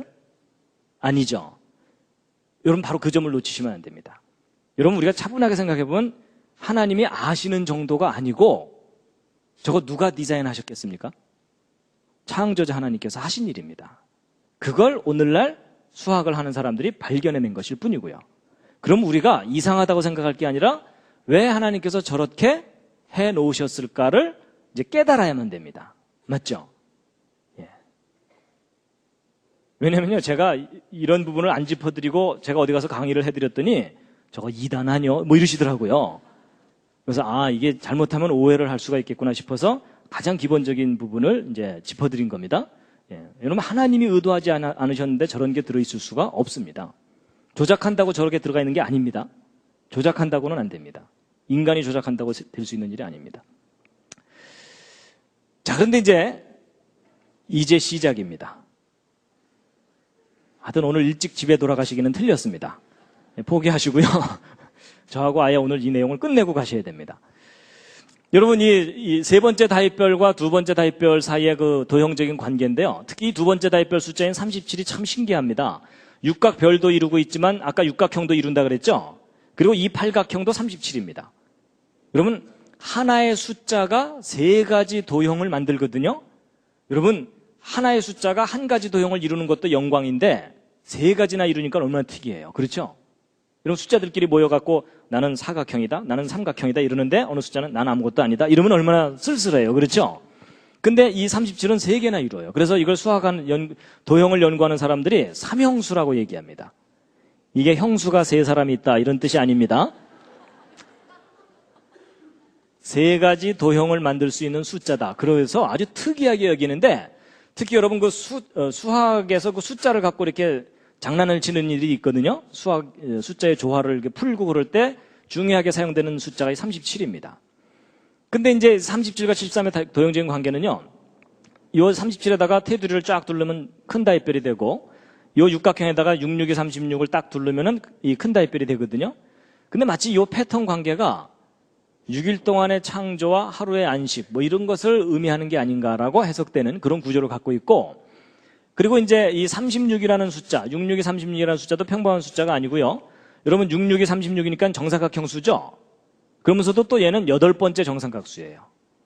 그러니까 이런 걸 이형수라 그래요. 바이피규러인 넘버라고. 그리고 요 밑에는 이제 아래쪽 사이클이고 그 밑에도 또 이렇게 돼 있어갖고 여러분 37 안에 19 들어있다 그랬잖아요. 요 두 숫자 곱하면 703 땅의 창조 숫자 나오고 그 다음 37보다 하나 작은 다윗별이 13이고 19보다도 하나 작은 육각형이 7인데 13하고 7을 곱하면 91이 나오는데 이 91도 정육각형 숫자고 이 90, 여러분 아까 그 37 뒤집은 게 73이었죠. 그러면 이 19를 뒤집은 게 91이죠. 근데 이 19도 육각수인데 91도 육각수예요. 그냥 완벽하게 조화를 이루는 숫자들로 짜여져 있고 그 다음에 37과 13을 연결시켜주는 수가 24고 19와 7을 연결시켜주는 수가 12거든요. 근데 여러분 24가 10이라는 숫자도 평범한 숫자가 아니고 저게 성경과 관계된 수들입니다. 저게 구약과 신약에서 공통적으로 나오는 수들이에요. 여러분 12는 구약에서는 뭐가 떠오르세요? 이스라엘의 12지파. 이게 하나님을 섬기는 숫자들입니다. 이게 하나님을 섬기는 사람들에 관한 수인데 12지파. 그 다음에 신약에서는 뭐죠? 예수님의 12제자. 그 다음에 24는 구약에도 나오고 신약에도 나오는데 신약에서는 요한계시록에 하늘나라의 장로가 몇 명이죠? 24장로죠. 그 다음에 구약에서는 이 24가 뭐하고 관계 있죠? 제사장. 여러분 다윗왕 말기에 제사제도를 정비하는데 제사장 팀을 모두 몇 팀을 만들어요? 24팀을 만듭니다. 그래서 24 반열 이렇게 얘기하거든요. 이게 다 하나님을 섬기는 사람들에 관한 숫자들이에요. 그리고 이제 요 밑에 이렇게 있고요.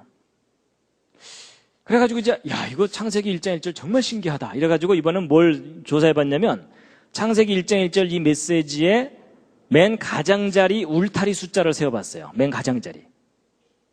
그랬더니 이게 얼마냐면은 71을 3번 더하기 때문에 216이 나와요. 그러니까 이 가장자리 숫자를 쭉 더하면. 근데 여러분 저 216이라는 숫자가 또 평범한 숫자가 아닙니다. 이 216이라는 숫자는 무슨 수냐면 6 곱하기 6 곱하기 6. 그래서 6의 3승 숫자예요. 큐브 넘버라고 하거든요, 영어로. 근데 이 3승이라는 건 무슨 말이냐면은 정육면체 부피 구할 때 3승하죠. 그게 정육면체 수예요. 그래서 창세기 1장 1절이 정육면체 숫자 값으로 둘러싸여 있는데 그럼 이 정육면체가 성경과 무슨 관계가 있느냐? 있습니다. 여러분 창세기 1장 1절부터 계시록까지 성경 전체를 조사해보면 정육면체가 몇 군데 등장하거든요. 근데 그 정육면체가 다 어떤 장소냐면 거룩한 장소예요. 그래서 여러분 이 출애굽기에 보면은 창조자 하나님께서 모세를 통해서 성막을 만들게 하시잖아요. 근데 이 성막을 보시면 이 앞에 커튼을 열고 들어가면 거기가 성소입니다. 근데 그 안쪽에 밀실이 또 하나 있죠. 거길 뭐라 그럽니까? 지성소, 지극히 성스러운 장소, the most holy place거든요. 그래서 여러분 이 성소나 지성소는 아무나 못 들어가죠.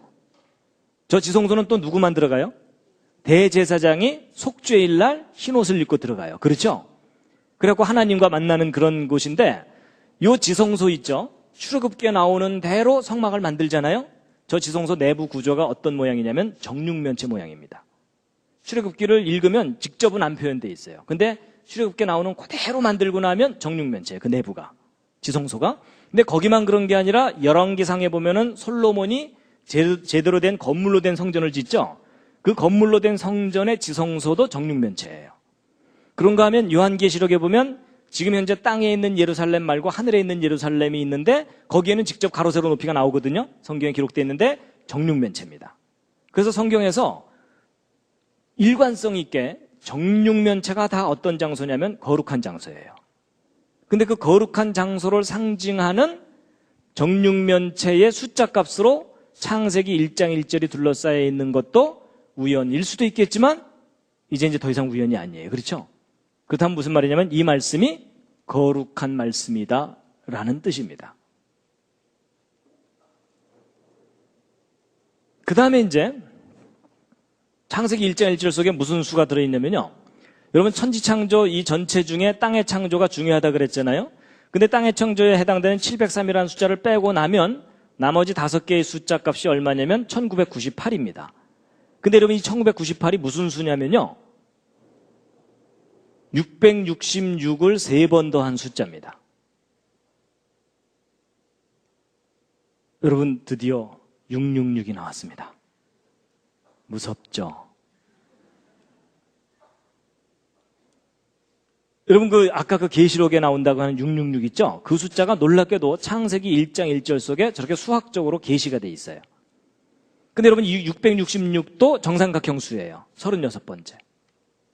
그래서 이 땅의 창조 703을 가운데다가 두고 나면 666이 이 땅을 포유하고 있는 듯한 모습을 하고 있어요. 그래서 저게 도대체 무슨 의미일까라는 것을 나름대로 이제 분석한 분들이 뭐라고 이제 생각하고 있냐면 여러분 성경 전체 스토리를 이해하면 뭐가 나오냐면 창조자 하나님께서 이 우주를 창조하실 때 천사들도 만드셨어요. 근데 그 천사들 중에 하나님께 반역하고 쫓겨난 천사가 있죠. 그 대장이 누구죠? 루시퍼예요. 근데 그 루시퍼가 쫓겨나요. 쫓겨나는데 하나님께서 곧바로 멸하지 않으시고 마지막 심판 때까지 유예 기간을 주세요. 그래서 그 쫓겨난 타락한 천사들이 하늘에서 쫓겨내려와서 성경을 보면 어디에서 권세를 잡고 있다고 표현되어 있을까요? 공중 권세 잡은 자들이라고 되어 있어요. 여러분 하나님 하늘에 계시고요. 물론 그건 공간적인 하늘은 아니지만 하늘로 표현하잖아요. 그리고 우리 인간과 생명체들은 땅에 있죠. 하늘과 땅 사이에 중간에 하늘이 있잖아요. 중간 하늘이. 근데 이 공중 권세 잡은 자들이 여러분 하늘과 땅 사이에 커뮤니케이션을 해야 되잖아요. 서로 교통을 해야 되죠. 근데 그것을 중간에 가로막고 있는 존재가 바로 어둠의 세력들이에요. 그렇죠? 근데 마치 이 땅에 있는 우리를 둘러싸고서 하늘과의 교통을 방해하고 있는 듯한 패턴으로 이렇게 짜여져 있는 거예요. 그래서 이 666이라는 수가 계시록에만 나오는 줄 알았는데 아예 그냥 창세기 1장 1절 속에 있어요. 근데 여러분 이 666도 정삼각형인 것이 조금 이상하죠. 여러분 아까 정삼각수, 삼각, 3 이런 수는 하나님의 신성과 관계된 수라 그랬잖아요. 그렇죠? 그런데 이제 이런 차이가 있습니다. 이건 물론 이제 십진수적인 속성인데 여러분 천지 창조라든지 땅의 창조와 관계된 숫자들은요. 그것을 이루고 있는 요 컴포넌트 숫자들을 더해보면 3하고 7을 더하면 얼마죠? 10이고 703 더해도 10이고 2701 더해도 10이고 73 더해도 10이죠. 다 10 그러니까 이게 완전수예요. 근데 여러분 이 666과 관계된 이 숫자들은요. 여러분 이게 666은 36번째 삼각수거든요. 여러분 3하고 6 더하면 얼마입니까? 9죠. 666 더하면 어떻게 돼요? 그 666 더해도 18인데 이거 1하고 8을 다시 더하면 또 9가 되죠. 그 다음에 1998도 보세요. 1998 더하면 27이거든요. 근데 2하고 7을 또 더하면 어떻게 돼요? 또 9가 되죠. 항상 9가 돼요.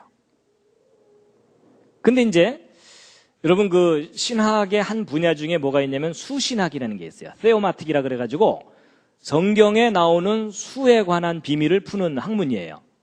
이제 그게 조금 너무 잘못 가면은 뭐 1.5단, 2단 이렇게 되지만 여러분 오늘 내용을 잘 들어보시면 알지만 하나님께서 이 우주를 수학적으로 건설을 하셨어요. 그래서 수학적인 비밀을 많이 넣어두셨거든요. 근데 이 성경에서 모든 숫자가 의미를 갖고 있지는 않지만 반복적으로 나오는 공통된 수들은 의미를 갖고 있어요. 그래서 여러분 1, 2, 3, 4 이게 기본수 중에서 3은 아까 하나님의 신성과 관계된 수라고 그랬죠. 그래서 4는 땅의 수 또는 고난의 수 이렇게 이야기를 해요. 그래서 여러분 40일 금식기도 40년 광야 생활 400년 노예 생활 그게 다 4자로 시작되잖아요. 그렇죠? 그래서 그 인간이 땅에서 고난을 받는 것과 관계된 거라고 보고 있고요. 이제 5는 기적의 수라고 얘기하고 7이 천지창조 완전수죠. 근데 6은 뭐냐면 안식이 없는 창조까지이기 때문에 이 6째 날에 인간도 창조되고 그래서 안식이 없는 창조이기 때문에 불완전한 수예요. 7이 완전수고 8은 그러면 뭘 상징하는 것 같습니까? 새로운 시작입니다. 새로운 출발. 그래서 여러분 노아 방주에 몇 명 탔죠? 8명이요. 그 8명 방주에 탄 사람들만 그 다음 세상을 다시 시작해요. 그리고 성경을 보면은 산의 아이가 태어나면 난지 며칠 만에 할례를 해줘요? 8일 만에 할례 해주죠? 새로운 시작을 의미하는 겁니다. 그리고 예수님도 이 땅에 오셔서 이 마태복음 5장에 그 천국에 대해서 얘기하시면서 팔복을 얘기하시죠? 근데 그 팔복이 다 하늘나라에 관한 얘기예요. 여러분 우리가 이 땅에서 살고서 끝나면 새 하늘과 새 땅에서 새로운 삶을 시작하게 되는 거죠. 그래서 이 8이 새로운 시작이라는 것을 상징한다고 보고 있습니다. 그래서 여러분 아까 그 예수 그리스도의 이름의 숫자 값이 헬라어로 몇이었어요? 888이었죠. 예수 그리스도와 함께하면 새로운 세상을 다시 시작할 수 있다는 것이 상징적으로 그 속에 들어있다고 보고 있어요. 그래서 아들을 낳으려니 이름을 예수라 하라고 아예 정해주셨어요. 그리고 이제 아까 10이 완전수라 그랬죠? 그럼 9는 뭐냐? 완전하지 못한 불완전한 수예요. 그래서 뭐 반역의 수, 거절의 수 이렇게 이제 의미를 부여합니다. 근데 이 666과 같은 이런 부정적인 의미를 갖는 적그리스도의 수라고 하는 저 수가 9로 이렇게 돼 있어요. 그럼 이게 무슨 말이냐면요. 사탄은요. 하나님 행세를 하는데 완전하지 않아요. 여러분 사탄의 최고의 목적이 뭘까요? 하나님이 창조하신 모든 피조물로부터 하나님 대신에 자기가 경배받는 거예요. 그래서 여러분 예수님 시험할 때도 내게 경배하라고 그러잖아요. 그렇죠? 근데 여러분 가짜가 진짜 행세를 해야 되는 거잖아요. 사탄이 자기가 하나님인 척 해야 되잖아요. 그러니까 가짜가 진짜 행세를 하려면 진짜 닮아야 되는 거 아시죠? 그래서 여러분 나이키, 나이스 이런 거 있잖아요. 아디다스, 아디도스 뭐 이런 거 기억하시죠? 그래서 여러분 보통 대부분의 사이비 이단 종교들이 정통 종교를 모방하는 이유가 정통 종교를 모방해야 장사가 잘 되거든요. 이해가 되시죠? 그래서 사탄도요, 자기가 독자적으로 비즈니스를 못하고 꼭 자기가 하나님인 척하면서 사람들을 유혹하고 거짓말로 속여서 지옥으로 데리고 가는 겁니다.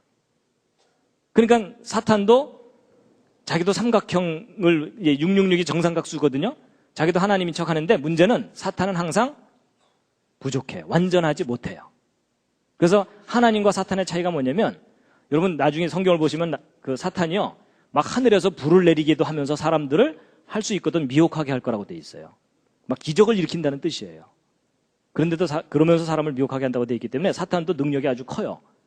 근데 하나님과 사탄의 차이는 완전하신 분과 완전하지 못한 존재의 차이입니다. 그래서 이제 그런 의미가 이 속에 다 들어있다라고 보고 있습니다.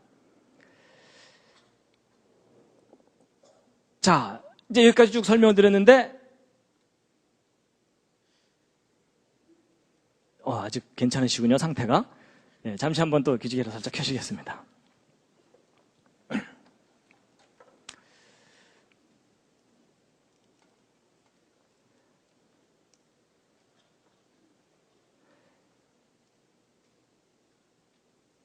하여튼 중간에 주무셔도 괜찮습니다. 나중에 결론 얘기할 때 깨시면 됩니다. 자, 이런 모든 설명을 바탕으로 정말 중요한 결론을 오늘 말씀드리게 될 텐데요. 여러분, 이 창세기 1장 1절 속에 담겨있는 아주 놀라운 비밀을 지금 말씀드린 건데, 어쨌거나 수학에 관심이 없으셨어도 오늘 좀 놀라셨죠? 창세기 1장 1절 속에 이런 놀라운 비밀이 들어있을 줄 까맣게 모르셨잖아요? 그래서 이제 창세기 1장 1절에 놀라운 게 들어있다는 걸 이제 알려드리고 나면 사람들이 궁금해하는 게 하나 있어요. 그게 뭐냐면 1장 1절만 그런가? 그렇거든요.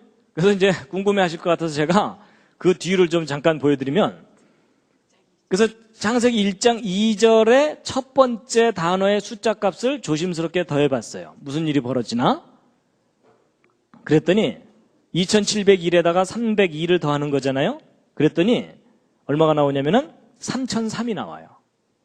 근데 이 숫자가 또 평범한 숫자가 아니에요. 이게 무슨 수냐면 77번째 정삼각수예요. 또 아니면 창세기 1장 1절만 저렇게 완벽하면 됐지? 그 다음 메시지의 첫 단어도 그 완전함과 강하게 연결이 돼 있어요.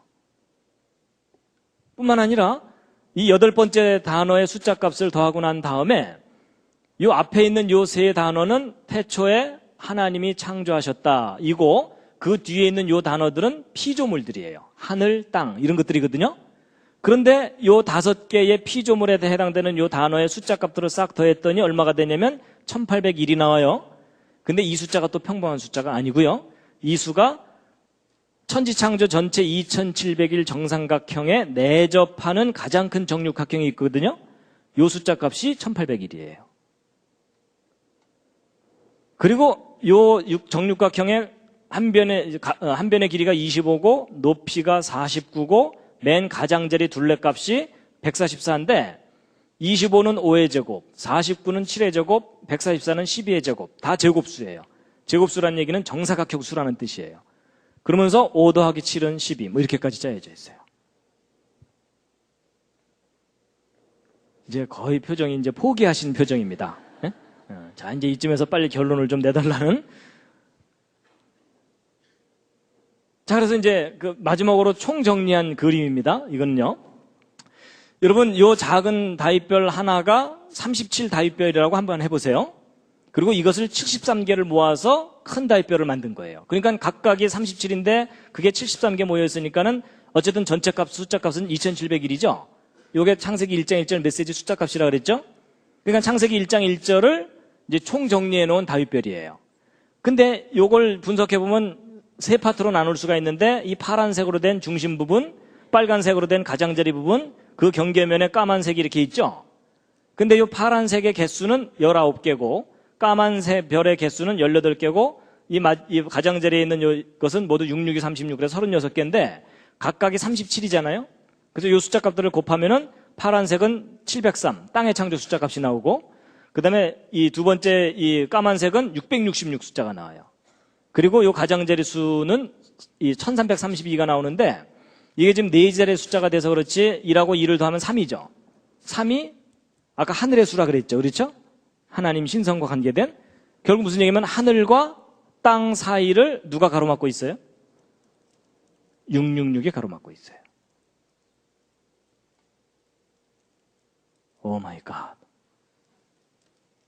놀랍게도 성경 창세기 1장 1절 속에 계시록에 나오는 그 내용이 계시가 되어 있는 거예요. 그래서 여러분 성경에 어떤 말씀이 있냐면요. 창조자 하나님께서 무슨 말씀하시냐면 내가 태초에 장래일을 다 말하여 놓았다. 이 얘기를 하세요. 근데 너희들이 나중에 맨 마지막에 그 모든 걸 다 확인하게 되면 꽤 놀랄 거다. 이러셨어요. 그리고 결론이 뭐냐면 그런즉 너희가 나를 여호와인 줄 알리라. 내가 이 모든 역사를 처음부터 끝까지 섭리하는 존재인 줄을 너희가 알게 될 것이다. 이런 얘기를 하십니다.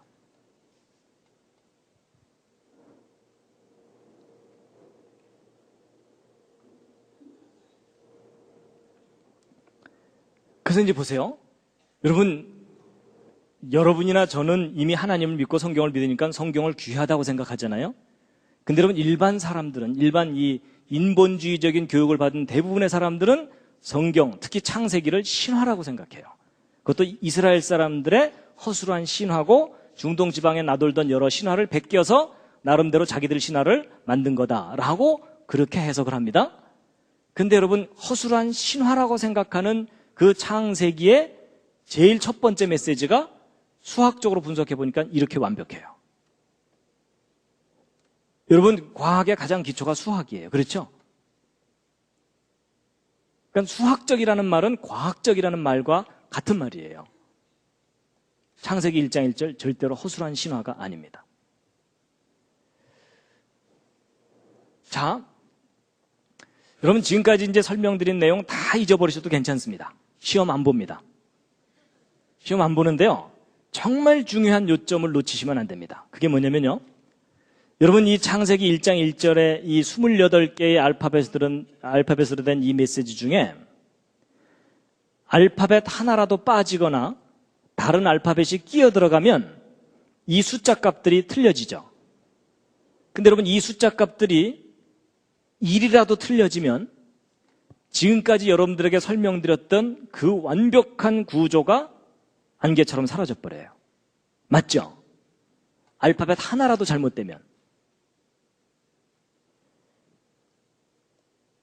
여러분 혹시 성경 말씀 중에 뭐 떠오르는 말씀 있지 않으십니까? 1.1획이라도. 여러분 2000년 전에 창조자 하나님께서 사람의 모습으로 오셨어요. 예수 그리스도이시죠. 그렇죠? 근데 그 예수 그리스도께서 마태복음 5장에 산상수훈 중에 무슨 말씀을 하시냐면 내가 율법이 뭐냐면 이 모세오경이에요. 그렇죠? 창세기부터 시작되는 율법이나 선지자나 폐하러 온 줄로 생각지 말라. 자, 이제 내가 왔으니까 율법 없던 걸로 치자. 이러려고 오셨다는 게 아닙니다. 폐하러 온 것이 아니고 완전케 하려고 왔다. 그러시면서 그 다음 하시는 말씀이 뭐냐면 내가 진실로 너희에게 이르노니 천지가 없어지기 전에는 이 율법에 이 창세기부터 시작된 이 율법에 1.1획이라도 반드시 없어지지 아니하고 다 이루리라 하신 그 말씀이 사실입니다. 여러분이 창세기부터 시작되는 이 말씀 중에 인간이 마음에 안 든다고 알파벳 하나라도 빼뜨리거나 다른 알파벳을 집어넣게 되는 순간 그 완전한 메시지가 사라져버립니다. 그 완전함이.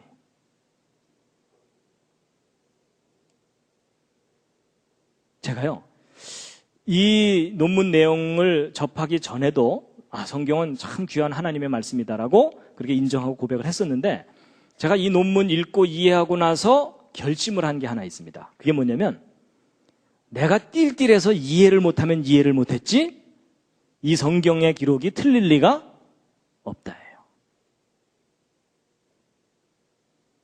제가 그러고 났더니 그 다음에 성경을 읽을 때 토시 하나까지 살아서 이렇게 들어오는 그런 느낌이 드는 거 있죠. 예전에는 대충 의미만 파악하려고 그랬어요. 아니에요. 이 말씀이 기록된 그대로 100% 완벽한 완전한 말씀이에요. 여러분과 제가 믿는 그 예수 그리스도의 복음이 있잖아요. 그 복음이 마태복음 그 사복음서에 있잖아요. 근데 여러분 그 사복음서의 그 신약의 근거가 되는 게 구약이죠. 구약 중에서도 가장 기초가 되는 것이 모세오경이에요. 그래서 여러분 예수님께서 이 땅에 오셨을 때 항상 뭐라고 그러셨냐면 모세의 글에 뭐라고 기록되어 있느냐 이걸 항상 얘기하시잖아요. 그러니까 모든 성경의 가장 기초가 모세오경이에요. 그 중에서도 창세기가 가장 기본 기록이에요. 그 중에서도 오늘날 현대인들이 제일 안 믿는 데가 어디입니까? 창세기 1장부터 11장까지. 아브라함 이후는 축복받으려고 많이 믿어요. 그렇죠?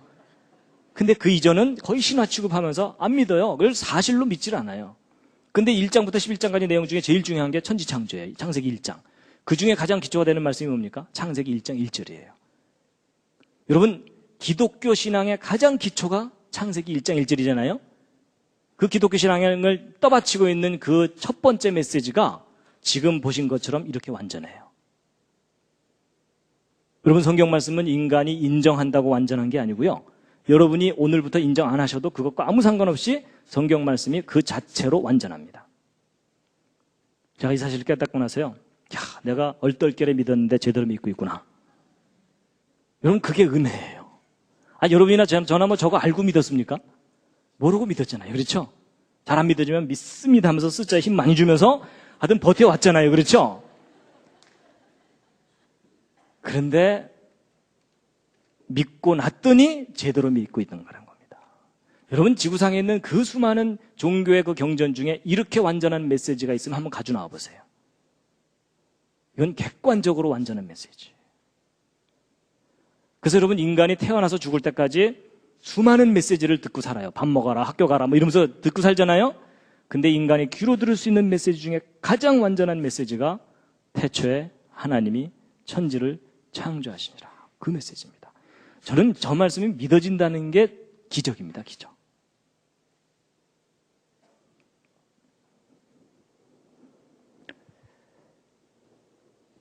함께 한번 읽으시겠습니다. 시작.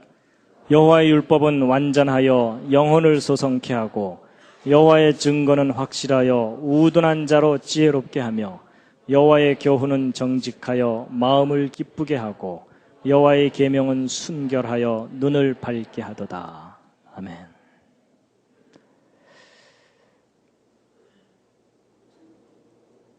여러분, 아까 그 예수님이 하신 말씀 마태복음 5장이요. 함께 읽으시겠습니다. 시작. 내가 율법이나 선지자나 폐하러 온 줄로 생각지 말라. 폐하러 온 것이 아니요 완전케 하려 함이로라. 진실로 너희에게 이르노니 천지가 없어지기 전에는 율법의 1.1획이라도 반드시 없어지지 아니하고 다 이루리라.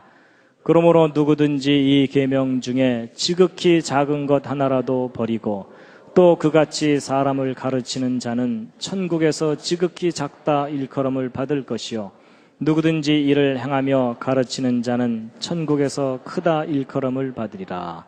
아멘. 자, 여러분, 창세기 1장 1절의 비유를 이제 말씀드렸는데 감격스럽지 않으십니까? 근데 이제 보너스로 한두 가지 말씀드릴 텐데, 보너스입니다, 이건. 뮤직. 여러분, 피아노 건반 속에 이 창세기 1장 1절에 이 숫자들이 숨어 있는 거 아세요? 오 마이 갓. 여러분, 이게 무슨 말이냐면요. 여러분, 피아노 건반을 보면 여기 도음이 이렇게 있잖아요. 아랫도, 윗도 이렇게 얘기하죠. 그래서 요거 한 간격을 한 옥타브 이렇게 얘기하죠. 근데 여러분, 이 아랫도와 윗도는요, 이 아랫도와 윗도의 음 간격은 인간이 임의로 정하는 게 아닙니다. 여러분, 이 아랫도와 윗도는 무슨 관계가 있냐면 이 아랫도의 진동수의 정확하게 2배가 윗도입니다. 수학 물리적으로 볼 때. 그래서 아랫도의 진동수가 1000이면 윗도는 2000이에요. 그래서 피아노 조율을 하는 게 바로 저거 조율하는 겁니다. 그래서 음은 인간이 발견해낸 거지 인간이 만들어내는 게 아니에요. 이미 우주 안에 있는 질서를 발견했고 그 조화를 이용해서 우리가 음악을 즐기는 겁니다. 그리고 이 도레미파솔라시도도 이거 대충 레라고 하자, 뭐 미라고 하자 이래갖고 정하는 게 아닙니다.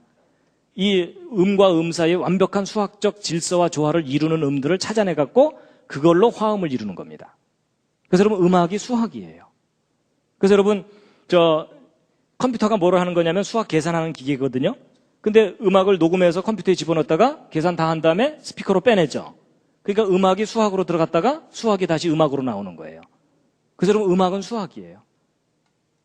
그렇다고 뭐 음악하는 사람이 수학을 반드시 알아야 된다 그 얘기는 아닙니다. 너무 긴장하지 마시고요. 근데 음악이 수학인 것은 이해를 하셔야 돼요. 그래가지고 여러분 도레미파솔라시도도 정확하게 이제 그걸 찾아내는 거거든요. 음들의 조화를.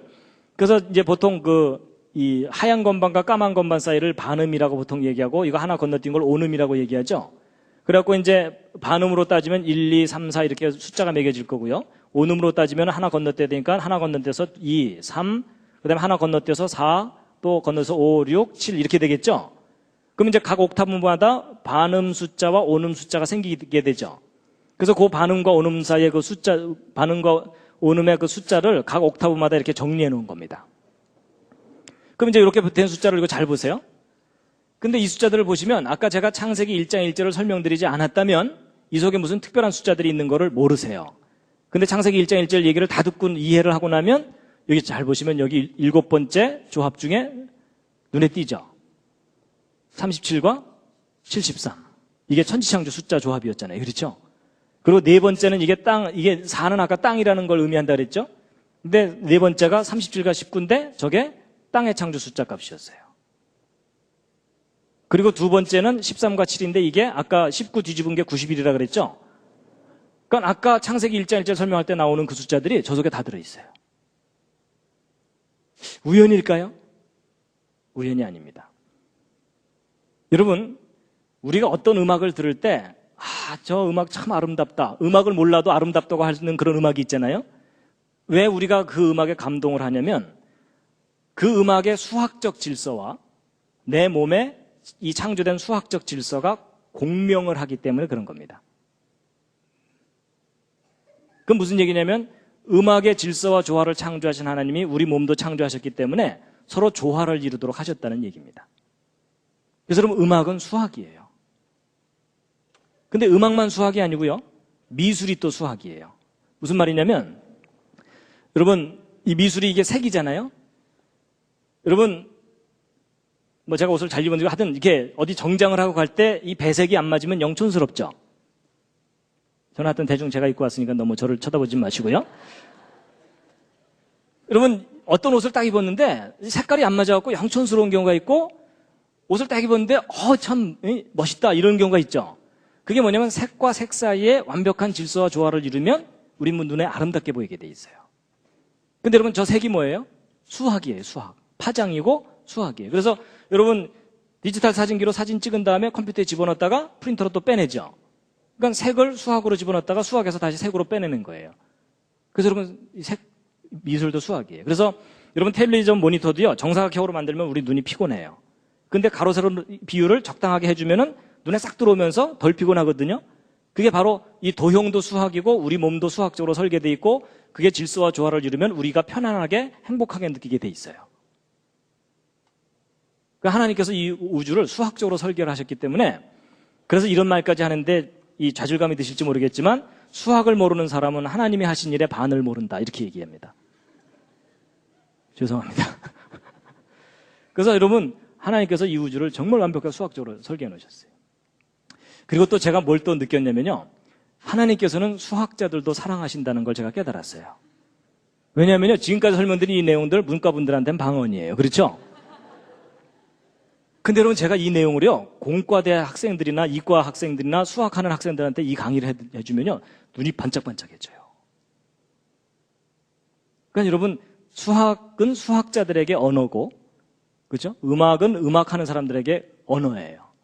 그러니까 각 영역에 있는 모든 사람들에게 하나님께서 메시지를 주시는 거라는 거죠. 그래서 하나님이 이 우주를 기가 막히게 디자인해 놓으셨어요. 완벽한 질서와 조화를 이루도록. 자, 그 다음에 이제 신약에 나오는 숫자의 비밀을 하나 말씀드리고 이제 마칠 텐데요. 여러분 신약에 나오는 숫자 중에 이 중요한 숫자가 이 숫자입니다. 153. 여러분 저 숫자 어디선가 본 듯하지 않으십니까? 모나미불편에 나오죠. 그렇죠? 거기 153이라고 나오죠? 그거 별로 눈여겨 안 보셨을 텐데요. 모나미불편에 써 있는 그 숫자가 바로 이 성경에서 따온 저 숫자입니다. 그래서 거기다 집어넣은 거거든요. 그래서 이제 이 숫자가 어디에 나오냐면 예수님이 부활하신 다음에 베드로에게 나타나셔갖고 이 베드로가 밤새 고기잡이를 하다가 한 마리도 못 잡았죠. 근데 예수님께서 이제 뭐라 그러시냐면 배 오른편에 그물을 던져라. 그랬더니 베드로가 고기를 왕창 잡았는데 몇 마리요? 그게 이제 153마리예요. 근데 이제 보통 사람들은 성경 읽으면서 많이 잡았네 이러면서 넘어가잖아요. 보통 그렇잖아요. 근데 여러분 저 숫자가 좀 이상해요. 왜냐하면 여러분 요한복음 21장 그 뒷부분을 보면요, 예수님의 행하신 일이 너무 많아가지고 그걸 일일이 기록한다면 그 분량이 엄청나기 때문에 이 세상 전체에도 두기 어려울 정도로 그 엄청난 일을 하셨다. 그 중에 정말 중요한 것만 추린 게 요한복음이다. 그 얘기예요. 맞죠? 그럼 여러분 사실 이 복음과 관계가 없는 내용이 이 요한복음서에 들어갈 리가 없어요. 아니 그냥 많이 잡았다 이러면 되는데 153마리 잡았다고 굳이 써놨잖아요. 그렇죠?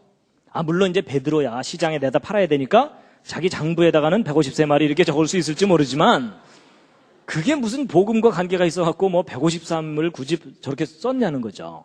근데 여러분 저 숫자가 평범한 숫자가 아닙니다. 저 숫자가 무슨 숫자냐면요, 153이요. 여러분 히브리어로 베니 하 엘로힘이라는 요 말이 하나님의 아들들이라는 뜻이거든요.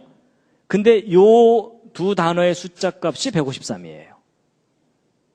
우연일 수도 있고 아닐 수도 있는데 어쨌든 이래요. 근데 여러분 아까 성경 말씀이 완벽하게 수학적으로 짜여져 있다는 걸 기억하신다면 이게 우연이 아닙니다. 그러면 여러분 이게 하나님의 아들들이라는 이 단어의 숫자 값이 153이라는 걸 이해하고 나면 이 상황이 이해가 돼요. 여러분 베드로는 저 상황에서 밤새 고기잡이한 목적이 뭐였어요? 먹고 살려고. 그렇죠? 근데 한 마리도 못 잡았죠. 신경질 나고 배는 고프고. 그런데 예수님께서 짠하고 나타나셔서 내 말대로 해볼래? 그래갖고서 잡았는데 153마리를 잡았는데 그게 무슨 단어하고 관계가 있어요? 하나님의 아들들이죠. 그럼 예수님의 메시지가 아주 선명한 거예요. 뭐냐? 네가 육신의 양식을 위하여 일하지 말고 나와 함께 하나님의 아들들을 낚으러 가자. 여러분 예수님께서 맨 처음 베드로를 부르실 때도 그때도 고기 잡고 있을 때 부르셨잖아요. 그렇죠? 그러면서 뭐라 그러셨어요? 사람 낚는 어부가 되게 할 것이다 라고 데려가셨잖아요. 근데 예수님 따라다니다가 결국 마지막에 그냥 기절해버렸죠. 그렇죠? 예수님은 끝까지 따라가지 못하고. 그런데 예수님이 그때 다시 나타나셔갖고 하나님의 아들들이라는 사인을 주시는 거예요. 그리고 이 특징만 있는 게 아니고요, 이 153은 또 무슨 또 다른 속성이 있냐면요, 153은 17번째 또 정삼각수예요. 근데 여러분 1하고 7을 더하면 8이라 그랬죠? 새로운 시작과 관계되어 있어요. 그렇죠? 근데 여기서 끝나는 게 아니에요. 이 숫자가 무슨 숫자냐면, 여러분 153의 숫자가 어떤 숫자냐면 153은 1하고 5하고 3으로 이루어져 있죠. 근데 각각을 3승을 해보세요. 세제곱을 하면은 1하고 125하고 27이 되죠. 요 세 숫자를 한번 더 해보세요. 얼마가 나옵니까? 도로 153이 돼요. 거의 뭐 이해를 하신다기보다는 지금 거의 감상을 하시는 수준이 되셨습니다. 여러분 이런 수를 뭐라 그러냐면 트리플 큐브 넘버라 그러는데 각각을 3승을 했으니까 정육면체를 의미하는 거죠. 그렇죠? 근데 정육면체가 3개라는 얘기예요. 근데 여러분 아까 정육면체가 어떤 장소하고 관계되어 있다고 그랬죠? 지성소인데 저희가 거룩한 장소죠. 그럼 여러분 거룩함, 거룩함, 거룩함. 여러분 거룩하고 거룩하고 거룩하다. 지극히 거룩함이에요. 그럼 여러분 이 153이라는 숫자는 무엇을 상징하는 수냐면 거룩함을 상징하는 수예요. 여러분 거룩이라는 말이 뭐냐면 구별된다는 뜻이에요. 그렇죠? 구별된 수라는 거예요. 거룩함. 그럼 여러분 이게 거룩함이라는 걸 나타내는 거라면 이 상황이 더욱 확실해져요. 여러분 베드로 예수님을 배반했어요. 맞죠? 예수님이 부활하신 것까지 알지 모르지만 이미 예수님 앞에 나가기에는 자기는 배반을 했기 때문에 여러분 사람이 비전을 잃어버리면 죽는 이만 못해요. 그렇죠? 삶의 목적과 비전을 잃어버리면 죽는 이만 못한데 그러고서 이제 틀렸다. 난 이제 먹고나 살자 이러면서 돌아간 거예요. 고향으로 돌아가서 밤새 고기잡이를 했는데 하나도 못 잡았어요. 근데 그때 예수님이 나타나셔서 153마리 잡게 하셨죠? 그럼 뭐예요? 네가 육신의 양식을 위하여 일하지 말고 나와 함께 거룩한 일을 다시 하자. 그 사인이 너무나 분명한 거예요. 근데 이제 여러분 그렇다고 또 오해하시면 안 됩니다. 베드로가 이제 일단 셌으니까는 153이라고 썼을 거 아니에요. 그래서 이제 베드로가 이제 한 마리, 두 마리, 세 마리, 네 마리 쫙 이러다가 맨 마지막에 153 이러는 순간 무릎을 탁 꿇고 오 주여 이게 트리플 큐브 넘버이옵나이다.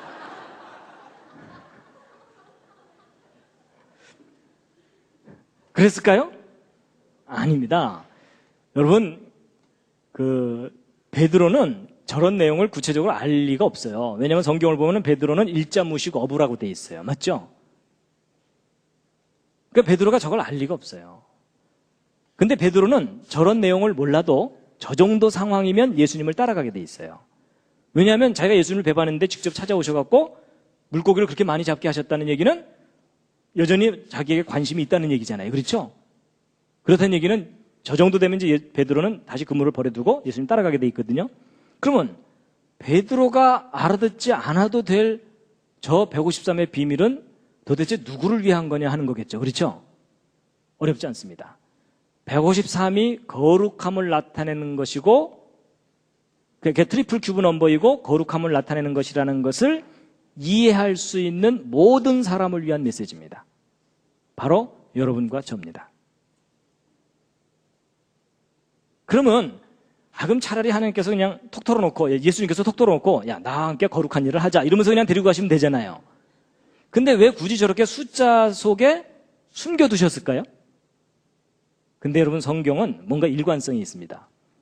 여러분 그 시편 1편을 보면 복 있는 사람은 악인의 길을 쫓지 아니하고 죄인의 길에 서지 아니하고 오만한 자의 자리에 앉지 아니하고 오직 여호와의 율법을 즐거워하여 그 율법을 주야로 묵상하는 자로다라고 돼 있죠.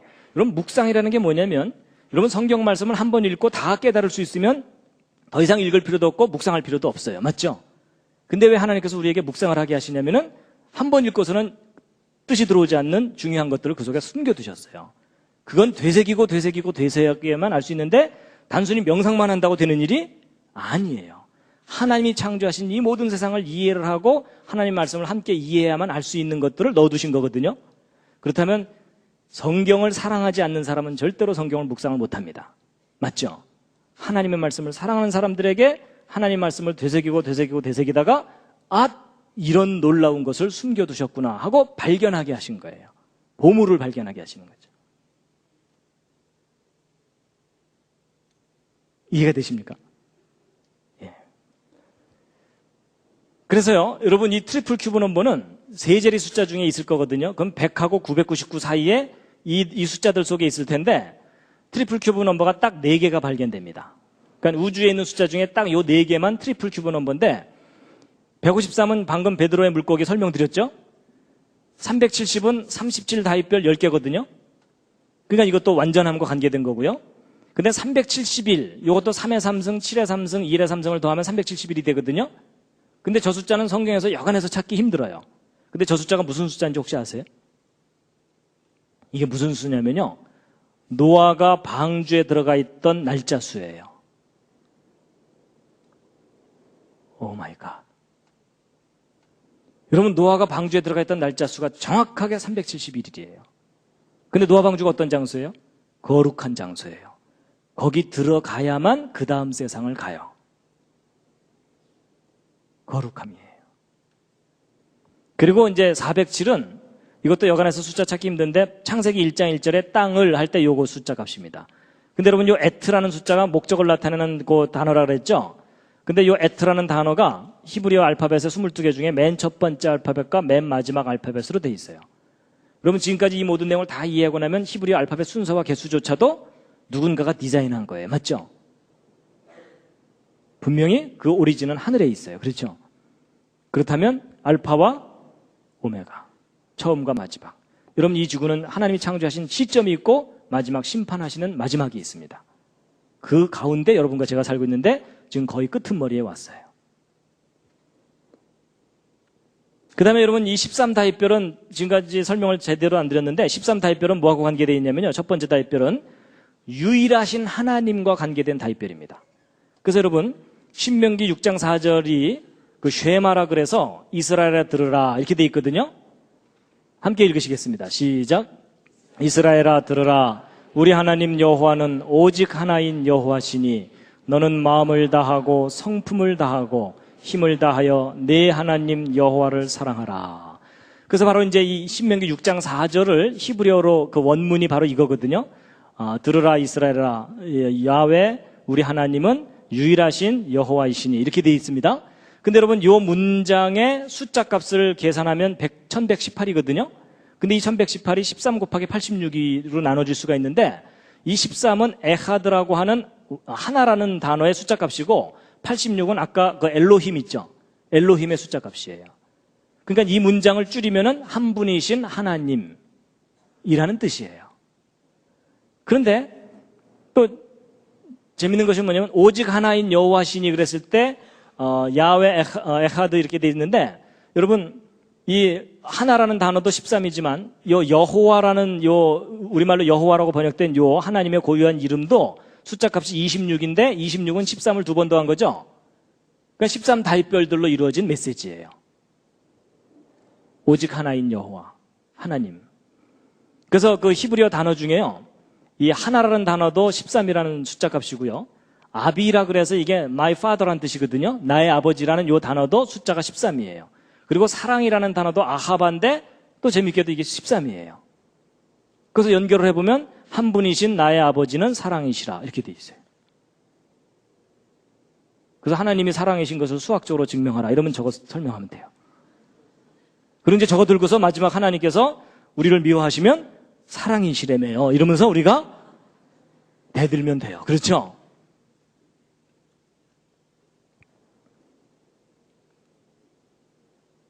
그리고 여러분, 요한복음 1장 1절도 아까 제가 맨 처음에 시작할 때 읽은 말씀이거든요. 태초의 말씀이, 함께 읽으시겠습니다. 시작. 태초의 말씀이 계시니라. 이 말씀이 하나님과 함께 계셨으니 이 말씀은 곧 하나님이시니라. 이것의 헬라어 원문이거든요. 이 헬라어 원문에 아까 이 알파벳 숫자값 다 찾아서 계산하면 3627이 나오는데, 이게 39 곱하기 93이에요. 근데 여러분, 아까부터 37, 73, 91, 19, 39, 93 이렇게 나오죠. 근데 여러분이 39가 뭐냐면 13 다윗별 3개 더한 거죠. 그러니까 한 분이신 하나님에 관한 메시지가 요한복음 1장 1절이에요. 그러니까 놀랍게도 성경이 허술한 신화, 그냥 어느 한 종교에 그냥 별로 가치 없는 경전인 줄 알았는데 아닙니다. 완벽한 수학적 질서와 조화로 완벽하게 디자인된 메시지예요. 그래서 인간이 저 메시지를 변경시키지 못하도록 하나님께서 수학적으로 딱 설계해 놓으신 다음에 자물쇠를 딱 채워 놓으신 거예요. 봉인을 해 놓으신 거라는 거죠. 왜냐하면 저 말씀이 변질되면 모든 사람이 다 죽거든요.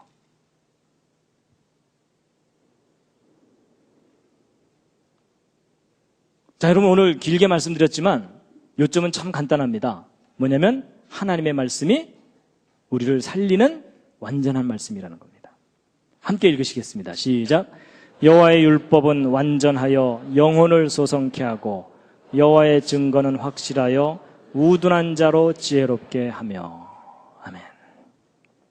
그래서 저도 부족하지만 무슨 결심을 하냐면요, 하나님의 말씀이 나를 변화시켜야지 내가 하나님의 말씀을 변화시키려고 그러면 안 된다, 저그 생각합니다. 보통 사람들이요, 또 많은 신학자들이 하나님의 말씀을 변화시키려고 그래요. 시대에 맞게. 아닙니다. 하나님의 말씀이 우리를 변화시켜야 됩니다. 마지막 꽃다발입니다.